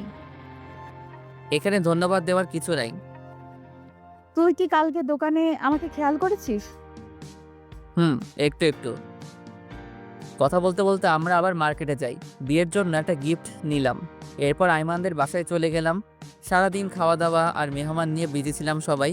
সন্ধ্যার পর আইমান এসে আমাকে বলল, দোস্ত, একটা কাজ করতে হবে। কি কাজ? দোস্ত, তুই আর তন্নি আমার বাসার ঘরটা সাজিয়ে দে। কিন্তু কোনো কিন্তু নয়, প্লিজ দোস্ত, না করিস না। সানিকে বাবার সাথে বাজারে পাঠাইছি, আর ফারিয়া মিলির সাথে আছে। আচ্ছা ঠিক আছে। এখানে ফুল আর সব জিনিস আছে। বাবা থাকলে বাবাই তোকে বলতো, আর আমার তো একটু লজ্জা লাগছে, তাই কাউকে বলতেছি না। হইছে, আর লজ্জা পেতে হবে না, যা আমি দেখতেছি। এরপর তন্নিকে খুঁজতে লাগলাম। দেখলাম নতুন বউয়ের সাথে সেলফি তুলছে। সারাদিনে কয়েক হাজার সেলফি তুলেছে, তাও মন ভরেনি। আমি ইশারা দিয়ে ডেকে নিলাম। তারপর এসে বলে, বল, কেন ডেকেছিস? আরে বাসরঘর সাজাতে হবে, এখানে নাকি কেউ পারে না? আরে কি বলিস, এখনো সাজাইনি। সাজালে কি তোকে ডাকতাম? আচ্ছা ঠিক আছে, চল। এরপর তন্নি আর আমি বাসরঘর সাজাতে লাগলাম। সাজানো প্রায় শেষ। এই সময় তন্নি বলে, জানিস, বাসর ঘর নিয়ে আমার অনেক স্বপ্ন ছিল। তাই নাকি? জানিস আমি কি কি কল্পনা করেছি বাসর ঘর নিয়ে? কি আমার জামাই আসবে, আমি লজ্জায় ঘোমটা দিয়ে রাখবো, সে ঘোমটাটা সরাবে, তারপর তার পা ছুঁয়ে সালাম করব, তারপর সে আমাকে গান শোনাবে, আমি তাকে শোনাবো, কিছুক্ষণ নাচবো, তারপর দুজনে ছাদে গিয়ে চাঁদ দেখবো, সে আমাকে দোলনায় দোলাবে, হঠাৎ করে বৃষ্টি শুরু হবে। তুই পাগল নাকি? চাঁদ উঠলে আবার বৃষ্টি হয় নাকি? তুই চুপ থাক। তারপর আমরা দুজনে অনেক সময় হাত ধরে ভিজবো, তারপর আবার রুমে চলে আসবো, আমি তার বুকে মাথা রেখে ঘুমিয়ে পড়বো। আমি তন্নির কথাগুলো শুনে একটু অভিমানের ভঙ্গিতে দাঁড়িয়ে দাঁড়িয়ে আয়মানের বাসর ঘরে গোলাপ ফুল ছিটাচ্ছি। আমার এমন মুখ দেখে তন্নি বলে, কিরে, তোর আবার কি হলো? কই কিছু না। মুখটা এমন প্যাঁচার মতো করে রাখছিস কেন? সবার কপালে কি আর বাসরাত থাকে? অবাগাতের কপালে তো কিছুই থাকে না। হয়েছে, আর ঢং করতে হবে না। এই নে, এটা ধর। কি এটাতে? শেরওয়ানি। আমরা এখন বাসায় যাব, আমরাও বাসর ঘর করব। কি? আমি একটা লাল বেনারসি পরবো, তুই 30 মিনিট পর রুমে যাবি। 30 মিনিট কি করবি? এত কথা তোর জানতে হবে না, যেটা বলেছিস সেটা। আচ্ছা ঠিক আছে, কিন্তু এত কিছু তুই কখন করলি? সারপ্রাইজ কি তুই একাই দিতে পারিস? আমি পারি না? আমি আর ফারিয়া মিলে করে এসেছি। এখন যা, একটা গাড়ি ঠিক কর, বাসায় যাব। ওকে। একটা সিএনজি নিয়ে আমি আর তন্নি তাড়াতাড়ি বাসায় গেলাম। আমি শেরওয়ানি পরে রেডি হয়ে আছি। কখন 30 মিনিট হবে ঘড়ির দিকে তাকিয়ে আছি। অবশেষে 30 মিনিট হলো। আমি বাসর ঘরে যাচ্ছি। কেমন যেন লজ্জা লাগছে। সবসময় থাকি, তবু আজকে কেমন যেন লাগছে। দূর, এত শরম দিয়ে লাভ নেই, আগে ভিতরে যাই। আস্তে করে দরজাটা খুলে ভিতরে গেলাম। তন্নি বড় একটা ঘোমটা দিয়ে বসে আছে। আমি গিয়ে ঘোমটা উঠালাম। তন্নি খাট থেকে নেমে আমার পা ছুঁয়ে সালাম করলো। আমি বললাম, বেঁচে থাকো মা, স্বামীর সংসার নিয়ে অনেক সুখী হও মা। হাই হাই, এটা কি বললাম? মা কেন বললাম? তন্নি একটা গোতা দিয়ে বলে, এই কুত্তা, আমি তোর মা? এই না না, ভুল হয়ে গেছে, আর বলবো না। এই নে কান ধরলাম। ওকে, এখন একটা গান শোনা। এই আমি তো গান পারি না। কি বললি? আচ্ছা শোনাচ্ছি। ওকে। বন্ধু তুই লোকাল বাস রে, বন্ধু তুই লোকাল বাস, আদর করে ঘরে তোল সুগার দইরা নামাস। এই হারামি, এটা কি গান? আরে মমতাজ খালামণির গান। রাখ তোর মমতাজ খালা, ভালো গান গা, নইলে ধাক্কা দিয়ে বাইর করে দিব। এরপর আমি শীতল বাতাসে দেখেছি তোমায়, এই গানটা শোনালাম। তন্নিও একটা রবীন্দ্রসঙ্গীত শোনালো। মেয়েটার গলা বেশ ভালো। এরপর বলল, আয় একটু নাচি। ধুর, আমি নাচ পাই না। হালকা নাচ, যেমন তেরি মেরি গানটাতে হালকা নাচি। আয়। আমি তো সানি লিওন আর উর্বশীর গান ছাড়া নাচতে পারি না। মায়ের খাবি কিন্তু। এরপর উড়া ধরা কিছুক্ষণ নাচ দিলাম। আমি তো হাসতে হাসতে শেষ। তন্নি বলল, চল, ছাদে যাব। ঠিক আছে চল। এইভাবে না, আমাকে কোলে নিয়ে চল। কি আর করা, ওকে কোলে নিয়ে ছাদে গেলাম। একটু পর বললাম, এই তুই কি খাস? ওরে আল্লাহ, এত ওজন তুই! আর একটু হলে তো মারাই যেতাম। তন্নি কিছু না বলে আমার একটা হাত ধরে হাঁটতে লাগলো। আমারও অসম্ভব ভালো লাগা শুরু হলো। এরপর আমি তন্নিকে কোলে নিয়ে পুরো ছাদ ঘুরলাম। একটু পর শুরু হলো ঝুম বৃষ্টি। তন্নির ইচ্ছাটা উপরওয়ালা পূরণ করে দিল। দুজনে অনেক সময় ভিজলাম। হঠাৎ একটা বাজ পড়ার সাথে সাথে তন্নি আমাকে জড়িয়ে ধরলো। এভাবে কিছুক্ষণ চলার পর দুজনে নিচে চলে আসলাম। তন্নি ভেজা কাপড় চেঞ্জ করে আসলো, আমিও আসলাম। একটু পর বললাম, এই শোন, আমরা ফ্রেন্ড ছিলাম ঠিক আছে, কিন্তু এখন তো স্বামী স্ত্রী হয়ে গেছি। এখন আর তুই করে বলবো না, তুমি করে বলবো। ভুল না, আমি তুই করেই বলবো। কিন্তু কেন? আচ্ছা ঠিক আছে, সবার সামনে তুমি করে বলবো, আর এমনিতে তুই করে বলবো। আচ্ছা ঠিক আছে। আচ্ছা শোন, আমার না অনেক ইচ্ছা আমার টুইন বেবি হবে। তাই নাকি? তাহলে তো আমাকে ডাবল কষ্ট করতে হবে। কেন? একটা ছেলের জন্য যে কষ্ট করতে হবে, দুজনের জন্য তো ডাবল কষ্ট করতে হবে, তাই না? এই, তোর মতলব কিন্তু আমি বুঝে গেছি। তাই নাকি? তাহলে তো ভালো। এই খবরদার কাছে আসবি না। আসলে কি হবে শুনি? আমি আস্তে আস্তে আগাতে লাগলাম আর তন্নি পিছাতে লাগলো। পিছাতে পিছাতে একসময় খাটের উপর গিয়ে পড়ে যায়। তন্নি লজ্জায় লাল হয়ে যায়, একটা কাপড় দিয়ে মুখ ঢেকে ফেলে। আমি কাপড়টা সরিয়ে ওর মিষ্টি মাখা ঠোঁটে আস্তে করে আমার ঠোঁট বসায় দিলাম। তারপর দুজনে হারিয়ে গেলাম অজানা এক রাজ্যে। থামেন, অনেক কিছু দেখে ফেলেছেন, এবার আমাদের একটু একা থাকতে দেন।